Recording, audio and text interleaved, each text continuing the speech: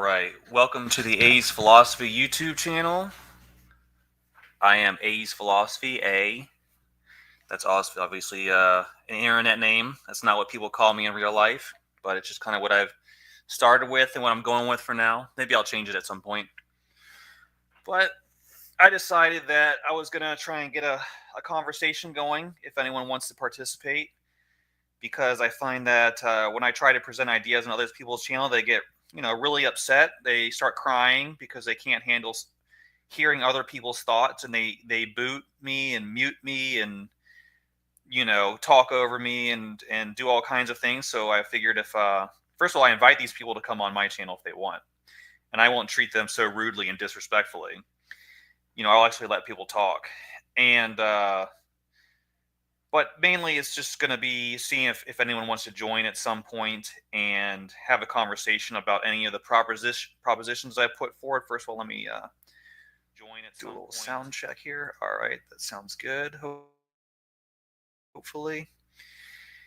Yeah, so as I do a lot of listening to the, to what's going on in terms of philosophy, YouTube. You know what? I should add one to this list. I should add, just in case someone wants to talk about politics, I should add Donald Trump is a great president because he's doing a really good job, in my opinion. And maybe I'll throw that in there. Hold on, let me change this real fast. Let me see if I can change this. Donald Trump is a great president.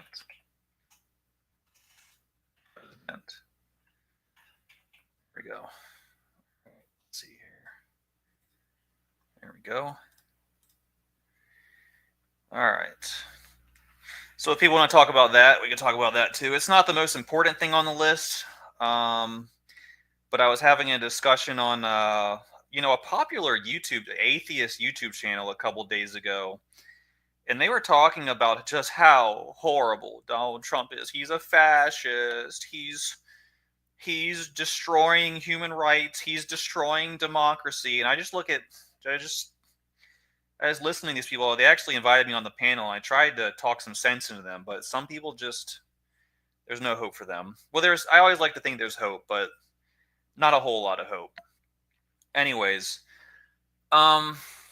yeah, as I go about my day, I'm constantly listening to YouTube, listening to podcasts, trying to figure out who's out there, who's promoting what ideas and things on all sides and all kinds of different topics.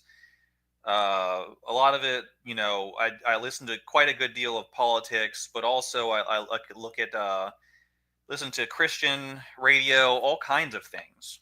And I find myself many times getting disturbed by what I'm hearing. Not necessarily from the atheists. I mean, I should say that what they say is disturbing and destructive, obviously. But I think the fact that what I'm hearing in Christianity these days which is why I focus on Christianity so much, is really the thing that shocks me the most, is how Jesus Christ, his whole ministry was teaching people that you have to live how to live in obedience to God. Okay? Telling people that their judgment will be based on their performance, their works, things like that, obedience to the law, and seeing how in this time, especially in evangelicalism and Protestant Christianity, although the Catholic Church and the Eastern Orthodox certainly have serious problems, how Christianity has been twisted into this comical, ridiculous, silly, and really dangerous idea that at the end of the day, it's all about not obeying God. It's literally, and I said this to someone yesterday, I was talking to someone who calls himself a Christian, trying to make the case that if you believe that, if you believe in works salvation, which is basically the idea you have to obey God, then you're not saved. You're not in right relationship with God. In fact, you're teaching satanic doctrine. Now imagine the confusion in this person's mind, because I'm promoting the idea that obedience to God is necessary for salvation. And then there's a person who calls himself a Christian telling me that I'm teaching Satan's doctrine by saying that we need to obey God. We got Yahoo in the chat. I have not seen Yahoo in a long time. I only got on YouTube because the people claiming to follow Jesus are nothing like him. Couldn't sit on the sidelines anymore. Yeah, I'm glad you're taking action, because that's what we need, more voices. Now, obviously, I know I say a lot of things that you disagree with, and that's fine. But I think that at the end of the day, I appreciate people who recognize that the danger and the ridiculousness of these Christians, which there's a lot of them, who are really trying to make the case that not only is obedience not for salvation not necessary, but it's actually a false doctrine. It's a false gospel. So this is how twisted and warped things have become. That this is being taught in mainstream Christian denominations and churches. I hear it. I believe it or not, I went to.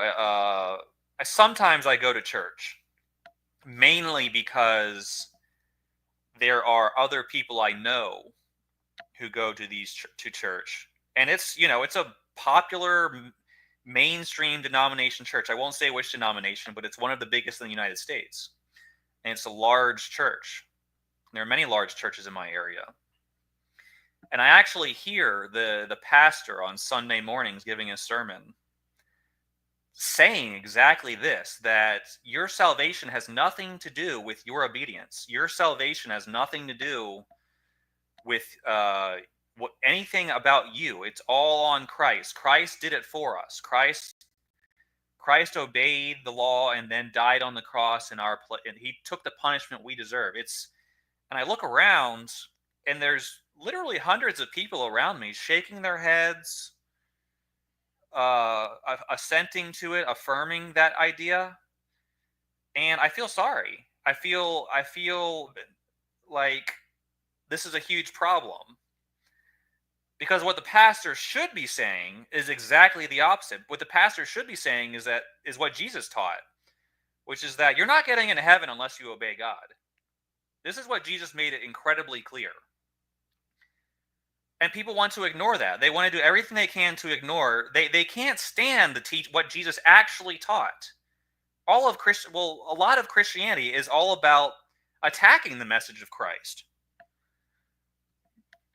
And it's psychologically, it's very intriguing to me how this operates. Why these people are Christians, and yet they repudiate everything that Christ stood for.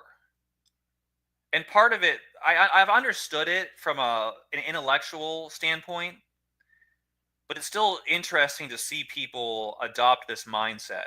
Oh yeah, I need to post the link for anyone who wants to join. Forgot about that. There it is. And I'll pin it just in case anyone wants to join. No one has to join, obviously, but the option is there for those who are interested. So thank you for that, Yahoo. Yeah, but I find this quite intriguing. So what Christianity is today is basically a get into heaven free card, or a get out of hell free card. It really is kind of what the atheists say it is. It's people who are afraid of the uncertainty of the afterlife, believing something that gives them a sense of assurance or certainty about you're gonna go to heaven when you die. You're gonna keep on existing. You don't have to worry about anything you do. You have assurance of salvation. All you have to do is believe that Jesus died for your sins and you're good to go. And there are even Christian denominations that are saying, well, even if you stop believing that, as long as you really believed it for like literally a moment, a fraction of a second of time, you're eternally secure because Jesus said he would never lose those who are given to him. So you know if you believe in Jesus for like 3 seconds and then you forget about him for the rest of your life, that 3 seconds covers you, regardless of what you do or think for the rest of your life.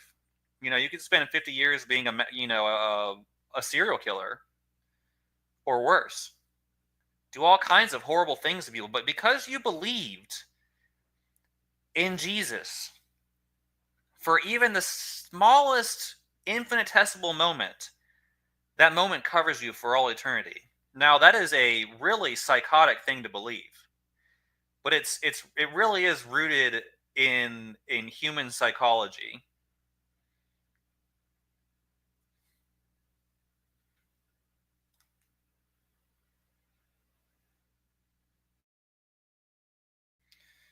Jesus is a ticket inside the city walls. You have to stay inside to be protected.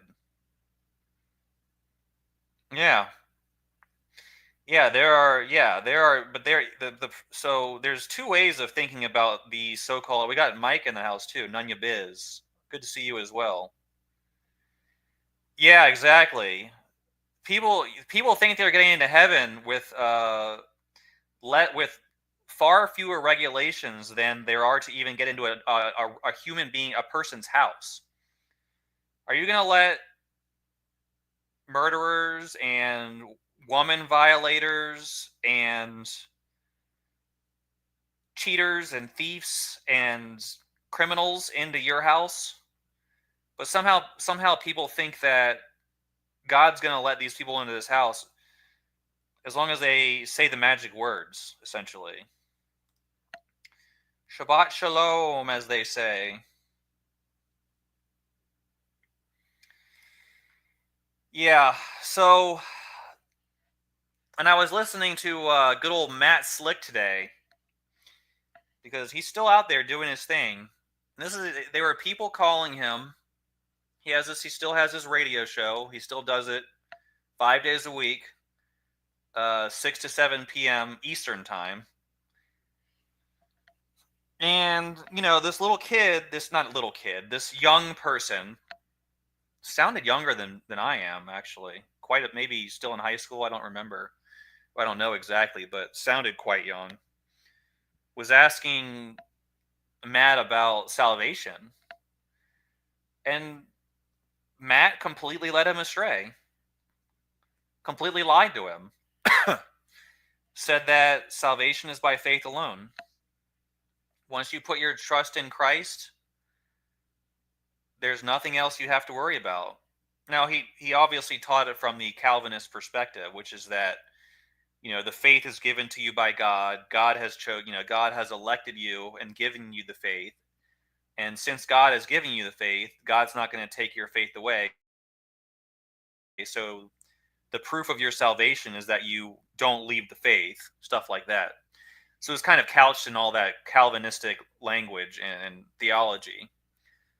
But at the end of the day, Matt Slick made it very clear that obedience to God is not what brings salvation. When that's exactly what Jesus said. Jesus taught that the whole reason we get into heaven or we're granted eternal life at judgment is based on our obedience, is based on our adherence to God's eternal law, which has not been abolished, because that's nonsense. The idea that God's going to have a moral law that basically is no longer in effect this is also what Jesus taught, which is what's amazing. Jesus couldn't have been more clear that he did not come to abolish the law. He said that explicitly. And yet, what do modern Christian churches teach, including Matt Slick today? That the law has been abolished. That we're no longer under the law. Well, if you're no longer under the law, then the law has been abolished. Then that is effectively the abolition of the law. There's no penalty for disobeying the law. So you nullify the law. Some of them will say, well, the law still exists. We just don't have to abide by it. Well, then what kind of law is that? The whole point of a law is that it governs what you do. If there's a law but with no penalty or no consequence or effect, then it's not a law.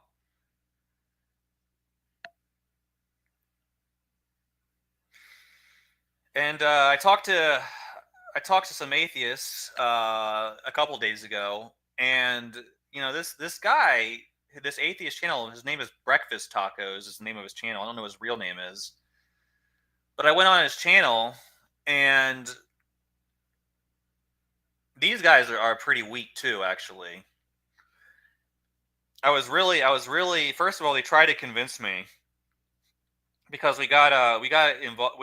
For whatever reason, these people are really into the transgenderism. So they were trying to convince me that I don't believe in science because I don't believe men can become women. And these are people who sit up there all day talking about how they're the most rational. They're the ones who believe in science. They're the ones who believe in critical thinking, reality. And here they are, a room full of them, attacking me for believing that men can't become women. It's just the most amazing thing, that the time in which we live, the actual psychosis, that it just infects so many, the delusion of it all. Yeah, and then I tried to explain to them, the basis for why God exists, and essentially this Breakfast Tacos guy, he got really upset that at someone else's ideas, and of course he ended up booting me. And then he goes on to say, I'm trying to figure out how to reach these people. I'm trying to figure out how to. This is well after I had been removed from the conversation. Talking. They all got in their little kumbaya thing. We want harmony. We want unity. We want everyone to live in peace. Meanwhile, they can't even handle a conversation. Like 6 of them can't even handle a conversation with one person who disagrees with them. And I got booted from the room for arguing that God exists. We want harmony. We want everyone to feel like they're included. Crying like little babies. Everyone deserves a seat at the table. Donald Trump is trying to eliminate people. Meanwhile, literally got booted for arguing that God exists. Someone asked me, because we were talking about epistemology, like the basics of fundamental truth. They're saying, why does all this matter? We got people saying this. We got people right now suffering all over the world for various reasons under the fascist dictatorship of Donald Trump. Again, that's just their clearly their delusion again. Anyways, talking about again this idea of unity, and what was I going to say about oh yeah, why do you ask them, why are we talking about epistemology? Why are we talking about the origins of universe when we have things right in front of it? And I tried to explain to this person that if we can't ground our ethics in some sort of transcendent universal sense, some sort of absolute sense, then what you're saying has no basis in morality. Your moral framework has no basis outside your own mind. If we're all just a bunch of apes with big brains running around that evolved from sludge, then there's no right or wrong. So your idea of what's moral and what's not is just an illusion. It's a fantasy. This person couldn't connect those, and this is a person who's been discussing like philosophy for a long time. Couldn't understand that without your worldview affects your idea of what's right and wrong. And if you're going around teaching people that we're a bunch of apes, we evolved from apes, look at what the apes do. What do? They run around, they kill each other, they the male apes, basically just take control of the female apes and have their way with them, is the best way to put it. The male ape doesn't ask for consent from the female apes when they do their thing. Okay. There's no sexual morality. There's no morality whatsoever. They steal from each other. They try to overpower each other. And what these atheists are trying to argue is that, we are just, smart apes essentially. But they're also trying to argue that there's a moral framework where I have to believe a man can become a woman. And if I don't use that person's pronouns, then I'm a very, very bad person. This person literally said that to me.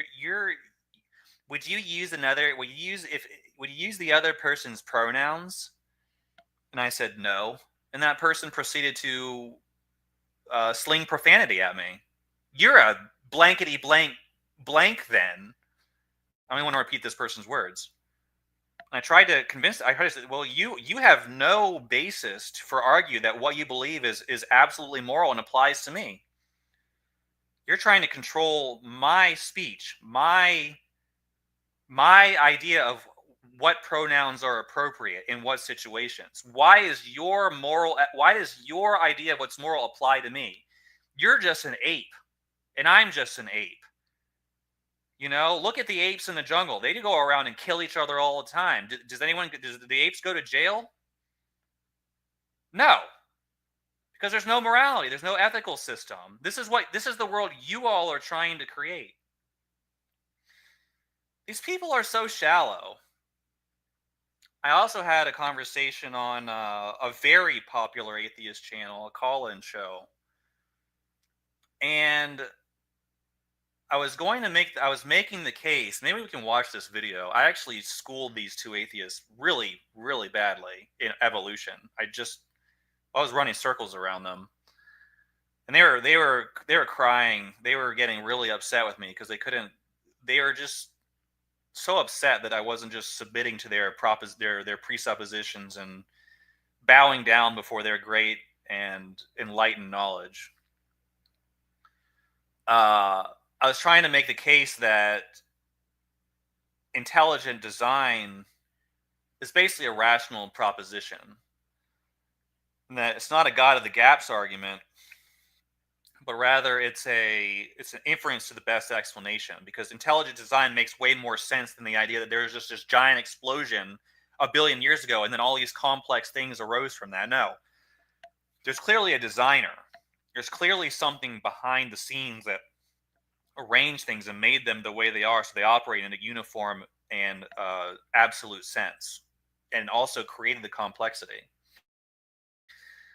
So they were trying to make some seriously horrible arguments for why they didn't want to talk about that exactly. They wanted to talk about specific things within evolution that they saw as evidence for evolution. And wouldn't you believe it? They actually said that whales, they trotted out the whales have hips argument.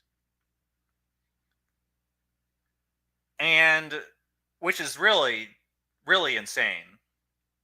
And the reason they think that is because there are bones in the rear section of a whale near where the hips would be in an animal with legs. And of course, these bones are not hip bones. They are bones that are there to basically provide structural support to the reproductive organs of the whale. So they're not hips. They're not like a hip bone. It's not like there used to be legs with hips, and then this bone. There's no evidence of that whatsoever. These bones are just in the whale. They don't look like hip bones. They don't function as hip bones. They function as structural support for And the atheists started crying because I was like, the idea that these structures are hip bones has no basis in reality. It's just based on the presupposition that they are an evolutionary vestige, essentially. They aren't evidence of evolution outside of the presupposition of evolution itself. Maybe we can watch that video. Yeah, maybe we'll do that because no one's joining right now. But anyways, I have a list of propositions for people. Any one of them is up for debate for anyone who wants to join. God exists. Evolution and abiogenesis are mathematically impossible and false. All people will be judged by God based on their actions. And not actions is just a cover-all word for their own righteousness, their own the way they live their lives, what they believe, and things like that. We are responsible for our own sins. We will be judged based on our own righteousness. Hold on, I need to change that because it should be. There it is. A little bit different. Hold on. Okay, hide. We are responsible for our own. That's important. If we commit a sin, it's on us. It's on our account. Jesus dying 2,000 years ago does nothing to get rid of that sin debt. We're going to be judged based on our own righteousness, which is why the next one, imputation, is false. Imputation is the idea that Christ's righteousness will be applied to us at our judgment if we put our faith in Christ. This is a very dangerous doctrine. It's a very silly doctrine. It makes God unfair, unjust, all kinds of things. It means God isn't judging according to truth, but rather attribution of non-truth. It means God is not judging us based on who we actually are and what we've actually done, but on something we aren't and things we haven't done. How is that a fair judge? How would that work in our current? If that was how our justice system, I'm not going to judge you based on what you did. Imagine you walk into a court and the judge is standing there before you. And the judge says, I'm not going to judge you based on your actions and your good deeds. But I'm going to look at some guy over there. And I'm going to judge you based on what he did and his righteousness. We'd probably say that judge was being incredibly unfair, but that's what modern Christianity has become. That's what modern Christianity teaches.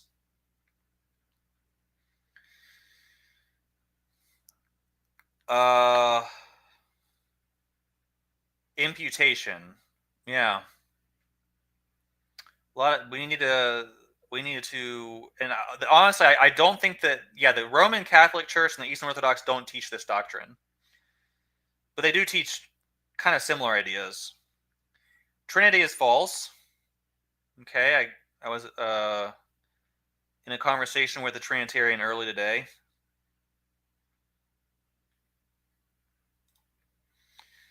Ligma, Andy, good to see you. Yeah, if you want to join and have a conversation, you're more than welcome. We can get something going. There's no one else up here. You're not, obviously. I mean, I'm not trying to sway you one way or the other. I'm just saying if you're interested, we can do that. Or if you just want to make comments from the, or if you just want to kind of basically engage through the comment section, that obviously is something we can do as well. It's up to you. But good to see you either way.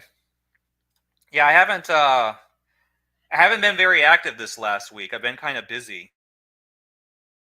This is kind of something I just do in my free time, so my schedule is kind of, I don't really have a schedule. I just kind of pop on whenever I have a minute because I think that these things are important.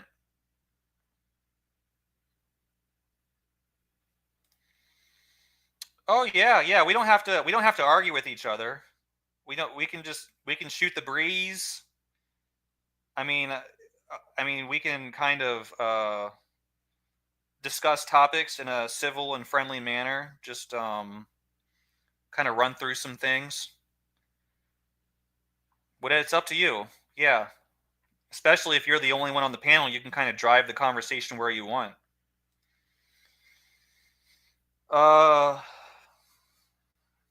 Substitutionary atonement is false. Yeah, so Christ didn't die for our sins. At least not in the sense that most Christians believe or think. Yeah, Christ's death on the cross was a bad thing. Shouldn't have happened. He did it because he was making a sacrifice, but it wasn't an atoning sacrifice. It was a sacrifice. It wasn't a sacrifice that basically absolved us of our sin debt. This, I guess, is the best way to put it. Sola fide is false. Sola fide is Latin for faith alone.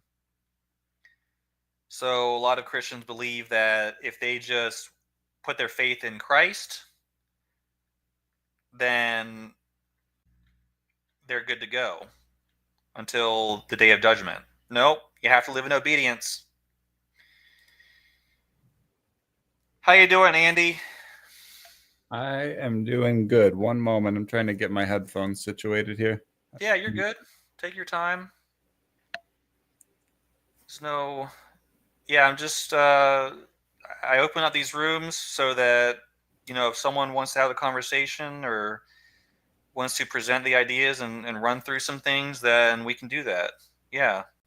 If you want to talk about the Bible and kind of some of the problems you have with it, then, you're free to do that. We can have a discussion about that.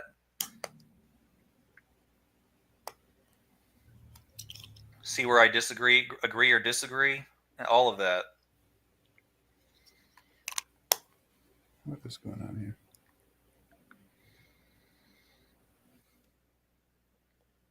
All right. I am sorry about that. I got it going. You good? You got it? Yes, sir. All right. Did you have anything specific in your mind, or was there any of these points that you wanted to discuss, or what were you thinking? Well, I just jumped back in the live. So first off, I wanted to say that so first off, I watched our debate back over the entire thing, all 3 hours of it. Okay. And I'm so embarrassed about my lack of remembrance of these passages. It's just but anyway, that has kind of sparked me to reread the Bible. I thought you might enjoy hearing that. I've been rereading the Gospels. I reread Matthew, and I'm halfway through Mark again. I'm going to start with the Gospels and then work my way through the rest of the New Testament. Excellent. Good That's read. Good. Yeah, and I'm sure you're coming at it from just a strictly knowledge basis. You just want to know what it says, right? Just so you can engage in conversation. It's complicated. I do come at it from a secular sort of historical point of view, but at the same time, I try to genuinely, truly keep an open mind that it might be a true story and that God is real and that Jesus was, truly divine. I do keep an open mind to that possibility. Oh, good. Yeah, that's the best way. I think that's the best possible mindset. A healthy skepticism. Because I appreciate skepticism when it's earnest, when it's honestly like, I'm not just going to accept this blindly, but I'm going to consider its truth value just based on its own merits. So that's kind of where you're at. Absolutely, and not even only trying to just keep an open mind that it's true, but trying to sort of reap the benefits from the text itself. It's even if it isn't true, there's a lot of very good life lessons to learn from that text that are so much more deeper than they seem on the surface. Oh, absolutely. I think that's, believe it or not, at the end of the day, I think a lot of people are drawn to Christianity for the ones who aren't just kind of raised in it and just told they have to believe it. I think that a lot of people are drawn to Christianity not because of talking donkeys and all this stuff in the Old Testament. I think that they're drawn to the message of Christ, whether he was a real figure or not, about loving others and loving human beings. And that's why I think that the annihilation of Christianity is something that we should kind of some atheists are trying to rush into that. And I think it's kind of well, let's kind of figure this out a bit. there is value here. There is some goodness to this. Yeah, I totally agree. And I think that over the years, repeatedly, not just Christianity, but all religions have sort of adapted their interpretations of the text and things to sort of make them more applicable and appropriate for their society, like as things go by. And I almost kind of feel like Christianity is due for an update. You know, I'm not saying to change the text, but maybe change how we view the text. Yeah. Oh, I agree. I totally agree. There's While still keeping the faith, of course. I'm not saying to let go of the faith in God, but I'm just saying that, like, I don't know. Sometimes I wonder if Christianity, at least what I view as the wrong forms of Christianity, can be sort of corrosive to progression. Oh, absolutely. Yeah. Yeah. But not all of them. Not all of them. There are certain forms of Christianity that I think are positive for progression and good for society. But yeah, there's it just. So there's actually a type of Christianity called progressive Christianity. So maybe you might have a home. Oh, really? There. Yeah, there is. Could be. And I'm not sure where you are on every topic, but they're LGBTQ friendly. They are, admitting women pastors and things like that. They are pro woman choice and all that. So yeah, that exists as a real thing. I like their views. Genuinely, I like their views, but I think that they are misguided. The Bible clearly opposes those things. Oh yeah, you're right. You're right. And I think what they do, and I'm not going to speak for all of them. I think that they are into the textual criticism. They basically find ways to say that, when the Bible condemns homosexuality, like they'll say it was for a specific time period, or they will even say that those texts are invalid in some cases. The text about controlling. Oh my goodness. I couldn't sit here enough and tell you how much I hate that mentality about history. Is just to add verses to the text to make it fit your own personal beliefs. Yeah. That's exactly what they're doing. It is. Yeah. I don't agree with that. I also saw Mike joined us. What you got, Mike? Just wanted to say hi. Oh, hey, I remember you. You were a very cool guy. I liked your input last time. You were interesting. Oh, funny. I was letting A's go at it with his long thing there. Boy, that one near and half of those I really don't even know or whatever they are. But that one about Paul kind of jumped out at me. But Andy, welcome to the panel. I wasn't really, so I wanted to listen to A's and have him go on and see what you two had to say. But when you said that you were rereading the Bible and that you had gone through Matthew and you're just getting to Mark, it reminded other way around. It reminded me that it might be, I don't know if you guys want to do this. Mark and Luke for 10 verses speak the exact same words. Yes, I know, as Mark. Yeah, and I would like one guy to read one and the other guy to read like the other one, but it's like you would be reading the same thing. I don't know how you would like do it, but yeah, that's the only reason I came on. I just wanted to say hey and check out Mark and Luke. Yeah. No, that's it's not only Mark and Luke that do that, and it's all, but so the order of the Gospels that they were written was Mark, Matthew, Luke, then John.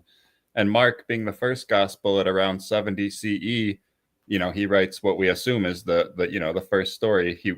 I personally think he was inspired by Paul's writings, but anyway, Mark writes, and then about, 40 years later or 30 years later, we get the Gospel of Matthew, and 91% of what is in Mark appears in Matthew in the same exact order. That cannot be a coincidence. So I see some serious there's something going on that's not, there's some fraudulence happening there. And I sort of have to trust Mark the most in this situation because there's clear copying happening from Mark and then Mark and Luke both are copying, or I'm sorry, Matthew and Luke are both copying Mark. And they both apparently have some other source that we don't have today that they refer to as Q, which just is the German word for source. So apparently Mark, Matthew and Luke they're copying Mark, but they're correcting the things they don't like about Mark, like Mark showing flaws in Jesus, like Jesus getting angry, and Jesus saying to keep his Messiah status a secret. Like they changed those things. Mark is the only one to make those claims, and then Matthew, Luke, and John all change those claims. And so that seems really suspicious to me. Those are just some thoughts. I came to similar conclusions and disregarded them as, hey, even just if you have 4 different witnesses on a car accident, you're going to have 4 different accounts. They're generally going to be the same, but they're going to be 4 different accounts. I thunk that as well, until I actually put them together and laid them out side by side and saw where they did align. And I remember dancing like David. Unfortunately, I had clothes on. Unfortunately, David did not. But when I put this together and figured out what the heck was going on, it's true. There's a common cue source, and it's the Holy Spirit. If your statement is that, hey, these were written years apart, you put them together, and they fit like not a glove, like cogs, like they're in the exact same rooms getting interviewed by Merv Griffin. Hey, Matthew, what happened? And he starts talking, and then Luke picks up on the exact same day, and then Mark says something because him and John are doing, and they're filling in the blanks, such as you read Matthew and you think that the fig tree withered immediately down to the roots, whereas you read Mark and it took a 24-hour period. Well, so then if you put them side by side, you'll see, in this case it says the disciples heard him. So they didn't, and then it says in this one here, and then Peter remarked. Well, that's true. Peter remarked, it's dried up by the roots. But Mark says he says that the next day. So the guy's not lying when he says, and Peter said, you just need more information. So I see where there's not like apparent contradictions, but I see there's a beauty. And so I did the same thing. So I did that with the 4 Gospels. So I did the same thing with Torah, since I'm so into Torah. And now we have a complete chronology of what's going on in the Exodus, in the 40 years in the wilderness. Nobody's ever put this together before. You think anybody cares? No, they're just going to go on. But no, I just want to say, please, there's a beauty if you actually dig into it and put them side by side. You read all 4 Gospels at once instead of, this one said this, that one said that. You'll find out that they're actually different events, and there's a beauty to the entire story. That's interesting. So you think that the cue source was the Holy Spirit itself? Oh yeah, there's no way these guys were not sitting in the same room writing this down. And since we know that they weren't, this guy left something out, this guy filled it. Each day has 2 witnesses on what we figure out the chronology of the Passion Week was. And there was, so how do you get, was Jesus, for instance, was Jesus riding 2 donkeys? Let's have a 3-hour discussion on that. What's going on there? I hear a lot of people making silly arguments about the 2 donkey story, like Jesus riding 2 donkeys like he's riding water skis or something. And I just think it was 2 donkeys pulling a chariot, if you ask me. Well, what about Dirty Varmint figured this riddle out? What about 2 different days, 2 different events? It turns out there was 3 different donkey rides. Only John records the one into Jerusalem. That's why Matthew, when he quotes the prophecy from Zechariah 9:9, rejoice Zion, shout daughters of Jerusalem, he leaves out daughters of Jerusalem because he hasn't been there yet. And Mark and Luke record the Bethphage donkey ride on a donkey that's never been ridden because it's a Sabbath. They don't record Zechariah 9:9 prophecy at all because he had not been to daughters plural of Zion, daughters plural of Jerusalem. It's genius how it works out. That is interesting. I've never considered that. That might be what they're talking about, actually. That seems pretty plausible. Yeah, you don't have to believe me and what I found out. Just consider this. Hey, This guy says 2 donkeys. Mark and Luke say 1 wild donkey. John says a donkey that Jesus found, and in the Greek, it's an adult petite donkey. Whatever. Just consider this. Maybe it was on different days. Just consider that next time you read it and say, "Oh, I'm going to check into what Mike was talking about that one time." I do. I will consider it, but I tend to. I'm very against adding anything to the text that isn't there. I don't want to assume anything. I don't, you know what I mean? So if it's not there in the text, I tend to keep a neutral viewpoint on it if it's not directly stated in the text. That might be a flaw on my part, but I can't really help it. No, that's perfectly fine. That's the beauty of what we figured out with this chart. You don't skip anything. You don't move anything around. I literally laid them out in scroll form on my floor, and where they aligned was not the donkey rides. They aligned at the what authority. Yeah, Bart Ehrman. Do you ever listen to Bart Ehrman at all? No, EHR.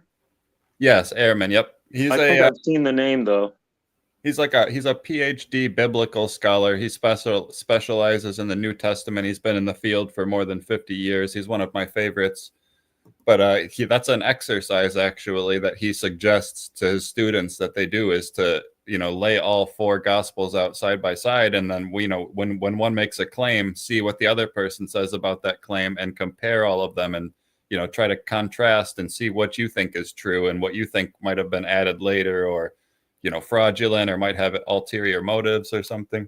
It's funny you say that, because he literally says that that's a good exercise for trying to decide what you think is true in the Gospels. Yeah. So what we see, so doing that, I see that there's 2 different days of overturning tables. Yeah. And so I'm like, well, wait a minute. Well, that's crazy. One day he turns over the table, the next day he turns over the tables, and then the next they say, hey, what authority? So now now that's solid. So now I'm looking for differences that I never would have seen before in the 2 texts. Oh, on this occasion, he stayed, healed many, and spoke with the Pharisees.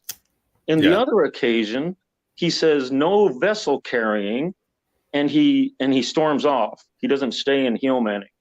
It's funny he said no vessel carrying. Like the day before, he kicks over the seats of those that sold doves.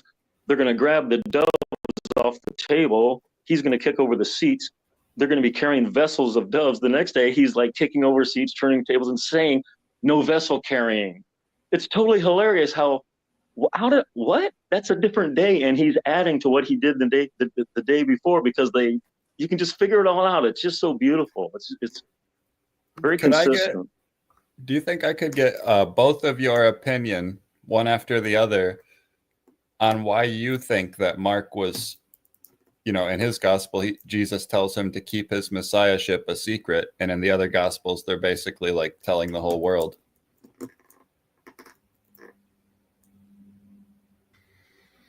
Yeah, I think I'm glad Mark recorded it. I would assume the other guys knew that and maybe didn't record it. But no, go ahead, Ace. Well, I'd have to look at I think there was is it when Peter confesses to him that he is the Christ? Yes. Yeah, well, they were like, are you Elijah? Are you, what was it, Abraham? Or they were, some historical figures. And then one of them says, I think I believe it was Peter. He says, I think he was the Messiah. And then Jesus was like, be quiet, don't tell anyone that. He basically like implied that Peter was right by saying, yes, I'm the Messiah, but don't tell anybody. Open too many tabs. Okay, yeah. When I open too many tabs, my computer starts to freeze. I need to get a new computer. I just want to say that because I want to look at the verse. I have a bunch of verses I want to look at with you, Andy. Okay. And we'll go to that one right now. So in Peter's confession of Christ, so that's Mark chapter 8. Just to look at it real fast, just so we get the context. And just so, all right. And he said, okay, so this is, all right, so they told him that starting in verse 28, okay, in verse 27, who do the people say that I am? They told him, saying, John the Baptist, others say Elijah, but others one of the prophets. And he continued by questioning them, but who do you say that I am? Peter answered and said to him, you are the Christ. and he warned them Hold to up. tell The Messiah. I don't like this translation. Yeah, this is the NASB. So, which translation did you It's, use? it's okay. It's fine because I know what the correct translation is. It's just Right, they're just right. replacing So, Messiah. you're right. You're right. I think that this is an inferior translation as well. It should say the Messiah. It And he works said, though. I understand it. right. And he warned them to tell no one about him. So let's go to the Gospel of Matthew. We saw right there in verse Yeah. 30. There's And something he I didn't warned them notice, to by the tell. way. Go ahead. I don't know why I didn't notice this, by the way, but there's like a recurring theme that happens in the Gospel of Mark where he sort of like, hold your thought. I don't want you to forget what you were going to say. I just didn't want to forget what I was going to say either. But he seems to like go through this recurring theme of like, so this is what everyone else is privy to, and this is what these are the secret knowledge that you're privy to, and this story of him correcting them and basically getting them to say like the Messiah, like that's what I really am. This is the secret knowledge to you. I'm the Messiah. I don't know why I didn't draw that parallel, but he's doing that same theme in this. Yeah, so he tells the parables to the audiences, but gives the The secret meaning to parables, his. thank you. I don't know why that word wouldn't come into my brain, but yes, it's a Yeah, parable. yeah. So you're right. That could all right. That is a valid. Yeah, he seems to be operating in this kind of. Yeah, it's not a parable itself, but he's Yeah, operating under that same theme. right. All right. So in verse 30, he said, and he warned them to tell no one about him. So let's go to the Yes. parallel account in Matthew. See if we can find it real quick. I think it's toward the end in the 20. Oh, here it is in 16 actually. Mm-hmm. I'm glad they have the adding the listing. Otherwise, I'd probably take forever to find this. Who do they? All right, so here it is, the parallel passage in Matthew. Who do the people say that the Son of Man is? And they said, some say John the Baptist, and others Elijah, but still others Jeremiah or one of the prophets. He said to them, "But who do you say that I am?" Simon Peter answered, Simon Peter answered, "You are the Christ, the Son of the living God." And Jesus said to him, "Blessed are you, Simon Bar-Jonah, because flesh and blood did not reveal this to you, but my Father who is in heaven. I say to you that you are Peter, and upon this rock I will build my church, and the gates of Hades will not overpower it. I will give you the keys to the kingdom of heaven, and whatever you bind on earth shall be bound in heaven, and whatever you loose on earth shall be loosed in heaven." Then he warned the disciples that they should tell no one he was the Christ. So there's a lot added there, doubtlessly, that was not in Mark. Yeah, so that's he does. You're right, though. He does say not to tell anyone in Mark also. But that Well, go ahead. I was just gonna say, my first impression of this is it's so suspicious to me how much extra words are added to this. Like it's right. either weird that Mark didn't say it, or it's weird that Matthew is saying it. I think you're right. I think Well, no, Matthew was an eyeball witness, and Mark just got it from Mark and Luke. They say got it from Peter, like secondhand. So that might help. I don't know, whatever. But he's eyeball with him and John are eyeball there witnesses. Yeah. So I think the typical evangelical apologist response would be what Mike just said, which is that Mark, maybe heard the part about not telling anyone, but Matthew actually heard the whole conversation and included all the words. So he actually provides more detail. Okay. But the skeptic, that's plausible. I can see a skeptic saying that this is someone trying to create doctrine where there wasn't originally doctrine. They have the Gospel of Mark, and they're not happy. They're trying to kind of build Peter up into this foundation for the church. It does seem that way a little bit. Is there? So I guess my first question is there some sort of evidence to show that Mark wasn't there with them? I'm honestly asking. I don't know. I genuinely don't remember. Yeah, I was going to get to that with you. I was going to show you some historical information that might be of benefit to you. And what that question you just asked is answered in the historical information I wanted to show you. Okay, sweet. That's going to be helpful. All right. So I hate to just kind of absorb time, Andy, but I think that someone like you who seems to be genuinely interested in information, not necessarily conclusions, but you seem like someone who wants information to help you make an informed decision, right? I just want to find what I believe is the truth, no matter how bad it hurts or it helps me. Okay. You know what I mean? Well, sometimes having more information will help you find that greater truth. So let me try to provide some information to you that will help you in this mission to find ultimate truth. So this is Mhm. there's an early church historian. When I say early, he was he was influential and operated in the early second century. So between Yeah, the year I'm one, familiar. yeah. So his name is Papias. Okay, and there are a number. He wrote a lot, but not much of it survived, unfortunately. But what we do learn from Papias, I think, is extremely important and helpful. So I kind of wanted to read through one of the fragments of his writings just to Hmm. show you the historical kind of knowledge that is out there, and just for you to have as you consider your journey to ultimate truth. So let's just read fragment 6 of Papias. It's kind of long, but I think it provides a lot of good information, and you can go back and review it in yourself and kind of see if there what you want to take from it and think is valid. So can we do that real fast? Yeah, no, Okay. definitely. I don't think I've read the Yeah, source either, so this is actually quite interesting. yeah. So this will probably take me about 5 minutes to read, but again, I think it's time well spent. So let's just go through this. I'm going to read it. I'm going to not comment on it, but afterwards you can provide your thoughts on what has been said.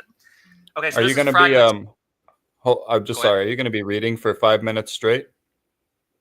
I'm just going to read the entire fragment. It's like Okay. this paragraph. I'm just going to grab Yeah. a cup of So, coffee. I got my headphones in. I'm listening. okay. All right. So this is fragment 6. This is from Philip Schaff's translation or Schaff's translation of the Ante-Nicene Fathers, Volume 1. So let's just read through this. Papias, who is now mentioned by us, affirms that he received the sayings of the apostles from those who accompanied them, and he moreover asserts that he heard in person Aristion and the presbyter John. Accordingly, he mentions them frequently by name, and in his writings gives their traditions. Our notice of these circumstances may not be without its use. It may also be worthwhile to add to the statements of Papias already given other passages of his in which he relates some miraculous deeds, stating that he acquired the knowledge of them from tradition. The residence of the apostle Philip, with his daughter in Hierapolis, have been mentioned above. We must now point out how Papias, who lived at the same time, relates that he had received a wonderful narrative from the daughters of Philip. First, he relates that a dead man was raised to life in his day. And I should note this is being quoted in Eusebius, so that's why it's third person. He also mentions another miracle relating to Justus, surnamed Barsabas, how he swallowed a deadly poison and received no harm on account of the grace of the Lord. The same person, moreover, has set down other things as coming to him from unwritten tradition, amongst these some strange parables and instructions of the Savior, and some other things of more fabulous nature. Amongst these, he says that there will be a millennium after the resurrection from the dead, when the personal reign of Christ will be established on this earth. He moreover hands down, in his own writing, other narratives given by previously mentioned Aristion of the Lord's sayings, and the traditions of the presbyter John. For information on these points, we can merely refer to our reader to the books themselves. But now to the extracts already made, we shall add, as being a matter of primary importance, a tradition regarding Mark, who wrote the gospel, which he, Papias, has given in the following words. And the presbyter said this: Mark, having become the interpreter of Peter, wrote down accurately whatsoever he remembered. It was not, however, in the exact order that he related the sayings or deeds of Christ. For he neither heard the Lord nor accompanied him. But afterwards, as I said, he accompanied Peter, who accommodated his instructions to the necessities of his hearers, with no intention of giving a regular narrative of the Lord's sayings. Wherefore Mark made no mistake in thus writing some things as he remembered them. For of one thing he took especial care, not to omit anything he had heard, and not to put anything fictitious into the statements. This is what is related by Papias regarding Mark, but with regard to Matthew, he has made the following statements. Matthew put together the oracles of the Lord in the Hebrew language, and each one interpreted them as best he could. The same person uses proofs from the first epistle of John and from the epistle of Peter in like manner. And he also gives another story of a woman who was accused of many sins before the Lord, which is to be found in the gospel according to the Hebrews. So before, that's the end, but I just want to, these are some takeaways that I get from this. So this is from, basically, this is an excerpt from Eusebius' church history. And Eusebius is talking about Papias and the things that Papias wrote, and is quoting from Papias's book, which still existed at the time. So what do we learn from this? We learn that Papias claimed to know the daughters of the Apostle Philip and where they lived. So that's one thing we learned. We also learn, if we're to take this at face value, that he's getting this information from the presbyter John, who is apparently someone who knew Jesus directly. Papias is getting this from the presbyter John. We learn that Mark, according to Papias, was the interpreter of Peter, and that the gospel, Mark wrote down, quote, the gospel based on things he had heard Peter say as he was traveling around with Peter. We learn that Peter was just telling stories to people according to the conversations they were having, and Mark was remembering these conversations and wrote them down in what is called here a gospel. We also learned that Matthew apparently wrote statements from Jesus, but they were originally in the Hebrew language. And also we learned that, the story of the woman who was accused of the sins, that story was not originally in the Gospel of John, but it was in some document that is here called the Gospel according to the Hebrews. So that's the origin. That's why a lot of the manuscripts of the Gospel of John don't have that story. It wasn't originally in the Gospel of John. It was in the Gospel of the Hebrews, which is now lost to us. So do you find any of that information interesting, or want to kind of review it, or what do you think about that? Dude, my mind is blown right now. Oh, I good. I can't believe I've never heard of this. I can't believe none of my pastors ever told me about this. I mean, and at the same time, as much as this makes me happy to hear, because this answers like lifelong questions that I've had about the Gospel of Mark, but then this also raises more doubts. Mm-hmm. Like what? Because, how do I want to say this? I still can't reconcile the direct copying from Matthew to John. I'm never going to be able to get over that. It's clear to me that there was some sort of plagiarism happening there. I'm not saying it takes away from the story. I'm not saying anything about the validity of the story, just that they were copying. And because of that, this has now become this has become the Gospel of Peter loosely told by Mark, in my opinion now. And that's what they were copying from. So you know what I mean? So in that way, it seems to take away from the validity of the potential truth to me, because like they're now copying the loosely told Gospel of Peter that was told to them by Mark, or they're copying that. It seems like, anyway, it seems that they're copying. I don't want to just like make a confirmation on it. Yeah, I think I would need. Sorry, go ahead. You're right. Let me. Now I've thought about this, and I've kind of put the pieces together. Let me run a theory by you, okay? About the Gospels as they currently appear, how they originated. And this, this is just a theory. I'm not saying this is definitely correct, but based on this fragment and also other historical information that I know, this is what I think happened.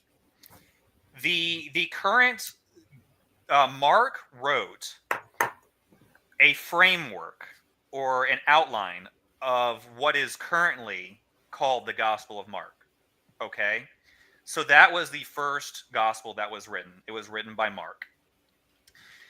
And also from this, we learn that Matthew did write something apart from what Mark wrote, and it was originally written in Hebrew. So I think, and this is a theory, this isn't proof, this is what I think. I think the Gospel of Matthew is the original Gospel of Mark collated with the sayings of Matthew and translate it into Greek. That's why there's no Q source in history, because they took That is so interesting. they took the original Gospel of Mark, they took the sayings of Matthew, and they just melded it into the Gospel of Matthew. Okay, and that's why Gospel of Mark doesn't have the Matthew sayings, but the Gospel of Matthew, as we currently observe it, is Mark plus Matthew, essentially. That theory, that does solve the problem. Yeah. So that's kind of the theory that I put together based on kind of the historical data I've seen. That basically originally what we see as just the Matthean information did originally stand alone. But somewhere in the history of Christianity, in the original manuscripts, somebody put Mark and Matthew together and added them together. So it's Mark plus Matthew. So it has the original Mark material with the addition of the Matthew material, and the original standalone Matthew has been lost to history, those documents. That is super interesting. Was there evidence that there was like a sayings of Matthew floating around, you were saying, or was that just like hypothetical? No, right here in Oh, Papias. Okay, I must have missed it. But with regards to Matthew, yeah. So this is Eusebius. Eusebius is the narrator. He lived in the early 4th century, the late 3rd, early 4th, and he's saying this is what is related by Papias. But Eusebius makes it clear he has Papias's book in front of him, so he's quoting it. It's not like he's making this up. That book actually existed for Eusebius to read. So this is what he said. This is what is related by Papias regarding Mark, but with regard to Matthew, he has made the following statements. Matthew put together the oracles of the Lord in the Hebrew language, and each one interpreted them as best he could. Oh, I see it. Never mind. I remember you saying it now, and I totally forgot. The Gospel of the Hebrews. Imagine having that to read. That would be so awesome. Yeah, and that is mentioned. That actually also... I've heard Justin talk about that a lot, the Gospel of the Hebrews. I didn't realize we didn't have a copy of it. Unfortunately, that is another early Christian document which has incalculable value, but which does not exist anymore. Yeah, it might. We still could find it. Right, you're exactly. It might exist somewhere out there, but that would be. They said that about the Gospel of Judas. Right. You know what I mean? And then we found it. It's like, holy cow, it's real. Yeah, the Nag Hammadi texts and all that. So yeah, there's so much that came out of there that we kind of thought over the years we came to think that they were, mythology, like they were never real texts and people are just making shit up. But we found a lot of things that we thought were either lost to time or never actually existed in that library. Absolutely. And what I would recommend you do, Andy, is I think Papias is go read. This is just one fragment from Papias. Dude. Now, I think it's already crossed. As soon as you showed me this, I thought I have to read into this guy more. Yeah, I will say that the fragment I just read is fragment 6. There are 10 fragments in total. This is the most substantial one. All the others contain interesting information, but I think this is the one. Yeah, so you can go. He doesn't have much then, huh? Unfortunately, well, I want to show you. I kind of want to show you. I'm willing to listen. I'm willing to listen. I have all the time in the world. Like, show me everything. Yeah, because I think see. The thing is, Papias says some things which are in conflict with modern Christian doctrine, and that's why he's ignored. Because if pastors pointed to him, people would go read him and realize that a lot of what they're being taught in the churches is, not corresponding to what Papias is saying, and that would create a conflict. So they kind of ignore Papias, but he gives a lot of good information.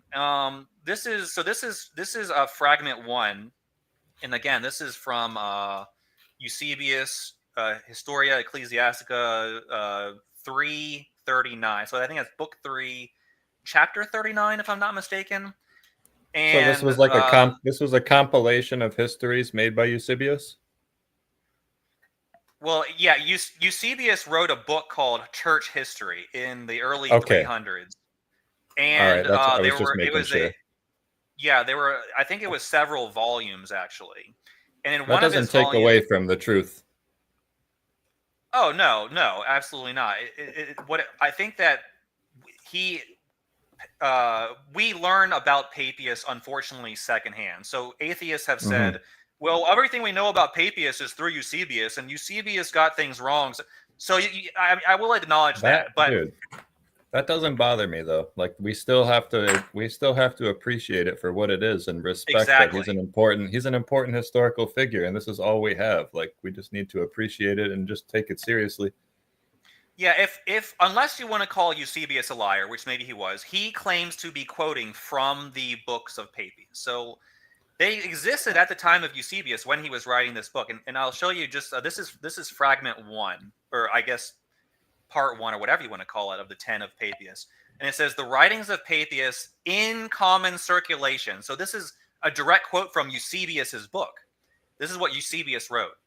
The writings of Papias in common circulation are 5 in number, and these are called an exposition of the oracles of the Lord. Irenaeus makes mention of these as the only works written by him in the following words. Now testimony is borne to these things Wow. in writing by Papias, an ancient man who was a hearer of John and a friend of Polycarp in the 4th of his books, for 5 books were composed by him. Thus wrote Irenaeus. Moreover, Papias himself, in the introduction of his books, makes it manifest that he himself was not himself a hearer or eyewitness of the holy apostles, but he tells us that he received the truths of our religion from those who were acquainted with them, the apostles, in the following words. And he goes, Okay. I'm not. So I'm just to clarify, because you're scrolled away from it before I could. Are we saying that people that knew Matthew, Mark, Luke, and John are where Papias is getting this from? Exactly. So yeah. So let's read what this is. Now Eusebius is going to quote directly from Papias. Okay. So Okay. this is Papias. This is, according to Eusebius, these are Papias words we're about to hear. So Okay. here I'll go, and it's gonna. But I shall not be unwilling to put down, along with my interpretations, whatsoever instructions I received with care at any time from the elders, and stored up with care in my memory, assuring you at the time of their truth, at the same time of the truth. For I did not, like the multitude, take pleasure in those who spoke much, but in those who taught the truth, nor in those who related strange commandments, but in those who rehearsed the commandments given by the Lord to faith, and proceeding from truth itself. If then anyone who had attended on the elders came, I asked minutely after their sayings, what Andrew or Peter said, or what was said by Philip or Thomas, or by James, or by John, or by Matthew, or by any other of the Lord's disciples, which things Aristion and the presbyter John, the disciples of the Lord, say. For I imagine that what was to be got from books was not so profitable to me as what came from the living and abiding voice. So what Papias is saying here, let me try to translate in my own words, is that he talked to people who talked to the apostles, and that's what interested him. And apparently, there is an apostle named Aristion, who has just been forgotten by history, and another John called the presbyter John. So there's actually 2 Johns that Papias knows of, which is quite interesting as well. Do you? Well, I guess my first question was that's not John the Baptist they're talking about, no? No, it isn't. It's somebody who would. I think it's. So there's this first John here, but then there's somebody called the presbyter John. So yeah, I doubt they would refer. I doubt they would refer to the John the Baptist as the presbyter John, because the presbyter kind of means like a pastor of a church. So I think this is another John. So there's John the Baptist, there's the Apostle John, and then there's a third John called the presbyter John. And he seems to have been a very important figure to Papias, because he's often mentioned by Papias. Yeah. He always refers to him as the presbyter John as well. Yeah, so so he's right here. There's 2 Johns. He says, or by James, or by John. So that was the first John, or by Matthew, or by any other of the Lord's disciples. And then he mentions Aristion and the presbyter John. So the presbyter John is clearly distinguished from the original John, which is the Apostle John. Yeah, I think you're right. It must have just been some sort of church leader or something named John, another John, a third John. Yeah, I mean, again, you can do that research on your own, but that's the kind of the impression that I get. I think that's kind of clear because if we're talking about the apostles that are alive, or I think that John the Baptist was apparently executed during the time of Christ. So Yeah, but it says that he was brought back to life, doesn't it? Am I where does this? misremembering it? I thought he was like brought back to life after they cut his head off. No, I don't think the Gospels never relate that story. As far, I mean, Oh, I don't. I could be. I'm genuinely probably misremembering it. It's been a long time. Yeah, I don't think I mean, no, I don't believe that John the Baptist was brought. There is a like when we were just reading that statement by the Peter's confession of Christ. I think you might Yeah. be thinking about that where they say that Jesus was being called John the Baptist returned to life, essentially. You actually might be right because it is in Mark, if I'm not mistaken. That it was what I'm thinking of. I'm probably wrong. Anyway, carry on Yes. with what you were So saying. yeah, the presbyter John, just based on the fact that John the Baptist is killed in the Gospels and not brought back, this presbyter John is not going to be that John. So this is a third John, like 99.9%. I'm gonna have to agree. I don't see why they would call John the Baptist presbyter. And I also kind of wanted to kind of run through why Mark was not influenced by Peter, unless you don't want to. Mark was not influenced by Peter. Oh, excuse me, by Paul. Like Mark did not Okay. get his stuff. When I say that, I don't have any evidence for that. That's just a hunch based on the fact that Paul came before Mark, and I doubt the legitimacy. You know what I mean? So because of those two things, I'm like, maybe he just was taking from Paul. But if you have a case against it, I'm honestly interested. I don't really have any good evidence for that point. I just kind of have a hunch in that direction. Well, one thing to take into consideration right away is that the Gospel of Mark and all of the Gospels are Mhm. filled with what are purported to be direct quotations from Jesus Christ. Yep. Now, in the epistles of Paul, even the ones that are considered dubious, in all of them, in all 13 and the gospel, Jesus Christ is only quoted once. So this is a pretty significant stylistic difference where you have the gospels, which are basically quoting Jesus over and over again throughout. And then you have Paul, who essentially never quotes Jesus. Okay? So it appears to me that Paul did not know what Jesus actually said during his life. I Okay? totally agree. It says plainly that he never met or saw Jesus, only in the vision, and I don't believe that he had the vision. Yeah. So, and also I want to run this by you. So this is Romans chapter 3. All right. So Romans is considered Paul's magnum opus. All right. Mm-hmm. It's his most theologically rich, epistle. I mean, that's a matter of opinion, but a lot when a lot of pastors will constantly talk about Romans as like the most important of Paul's epistles and things like that. In Romans chapter 3 verse 19, it says, "Now we know that whatever the law says." Well, okay, first of all, it says up here in chapter 3 verse 11, "There is none righteous, not even one." Okay, so because Paul's entire idea is that all people are under sin, okay, which it says right here. Jews and Greeks are all under sin, as it is written, there is none righteous, not even one. Okay, so no human being is righteous. That's Paul. So we can't be saved by ourselves because we're all in law. Now, if you read 19 to 20, it says this: "Now we know that whatever the law says, it speaks to those who are under the law, so that every mouth may be closed and all the world may be accountable to God, because by the works of the law, no flesh will be justified in his sight. For through the law comes knowledge of sin." So we have Paul saying here in verse 20 that the law is not what justifies a man. Okay. And what is the law? It's the commandment. I know. Now Mike's going to disagree with me. He thinks Mike thinks it's circumcision, which that's not totally. If that's true, I disagree. Works of the law. This is where I'm getting very specific on my words. In this case, what you're trying to the law was a good thing. David loved the law, but the only covenant that the Jews were in at the time in the year 20 would have been the covenant plus law. So Paul, he can either say covenant. Look at your. It's probably in Hebrews. Never mind. But look at how he says law, law, law all the time.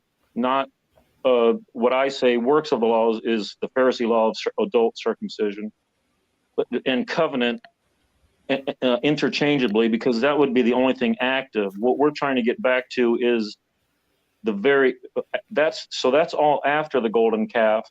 Prior to the golden calf was just covenant. No Levitical priest. So that's where we differentiate on the Last Supper. We're trying to get back to that covenant only. The added law was good because we were all supposed to die, but that would have ruined the whole seed line of Abraham. The law, because Melchizedek was before the law, but a change in the law. Mike, I think the problem is all that is so in the weeds. I kind of want to keep it somewhat super surface level. Dude, I'm not gonna lie. And I don't think it's just circumcision, but I think he's right. I genuinely do think he's right. I think it's talking about acts required by Mosaic law, like circumcision, like the what you're not supposed to eat, like keeping the Sabbath, the command, just all of those things that come with Mosaic law, and that includes circumcision. So to an extent, you are, in my opinion, you're correct. I think that works of the law does mean that. I think he's right. Do you think there's any instance when Paul is talking about the law that he might be talking about the moral law, like the 10 Commandments? I don't think that Jews during that time valued the 10 Commandments more than they valued the other 600 and whatever, or 593 or whatever there were. Yeah, but I guess what I'm asking is, I'm nitpicking. I'm sorry. Well, what I'm trying to get at is kind of just like, when Paul is talking about the law, do you think he could potentially have the 10 Commandments in mind? Absolutely. If he says just the law, though, I genuinely think that Nunya Biz has a really good point about works of the law. I really do. I think he's absolutely correct. But when if he says just the law, he's absolutely referring to the commandments. Interesting. So here, that kind of complicates things, because here in Romans 3:19-20, we kind of have a mishmash. We have him starting off talking about the law, and it's just the law, and then he says like it's like things. It's like acts that are required by the law. It's like it's not the law itself, but it's things like acts that are required by the law. The actual, like the things that you carry out as a result of the law are works of the law, in my opinion. So would I'm just trying to clarify your thought. Would you consider like not murdering someone a work of the law? Yeah, that's a confusing question, actually, or it's a difficult question. I mean, just because it's not an action, you know what I mean? Like you're not doing something, so it technically wouldn't be a work. You're like reserving a work of the devil or something. Basically, you're not doing a work of the devil, I guess. What about coveting? Is not coveting a work of the law?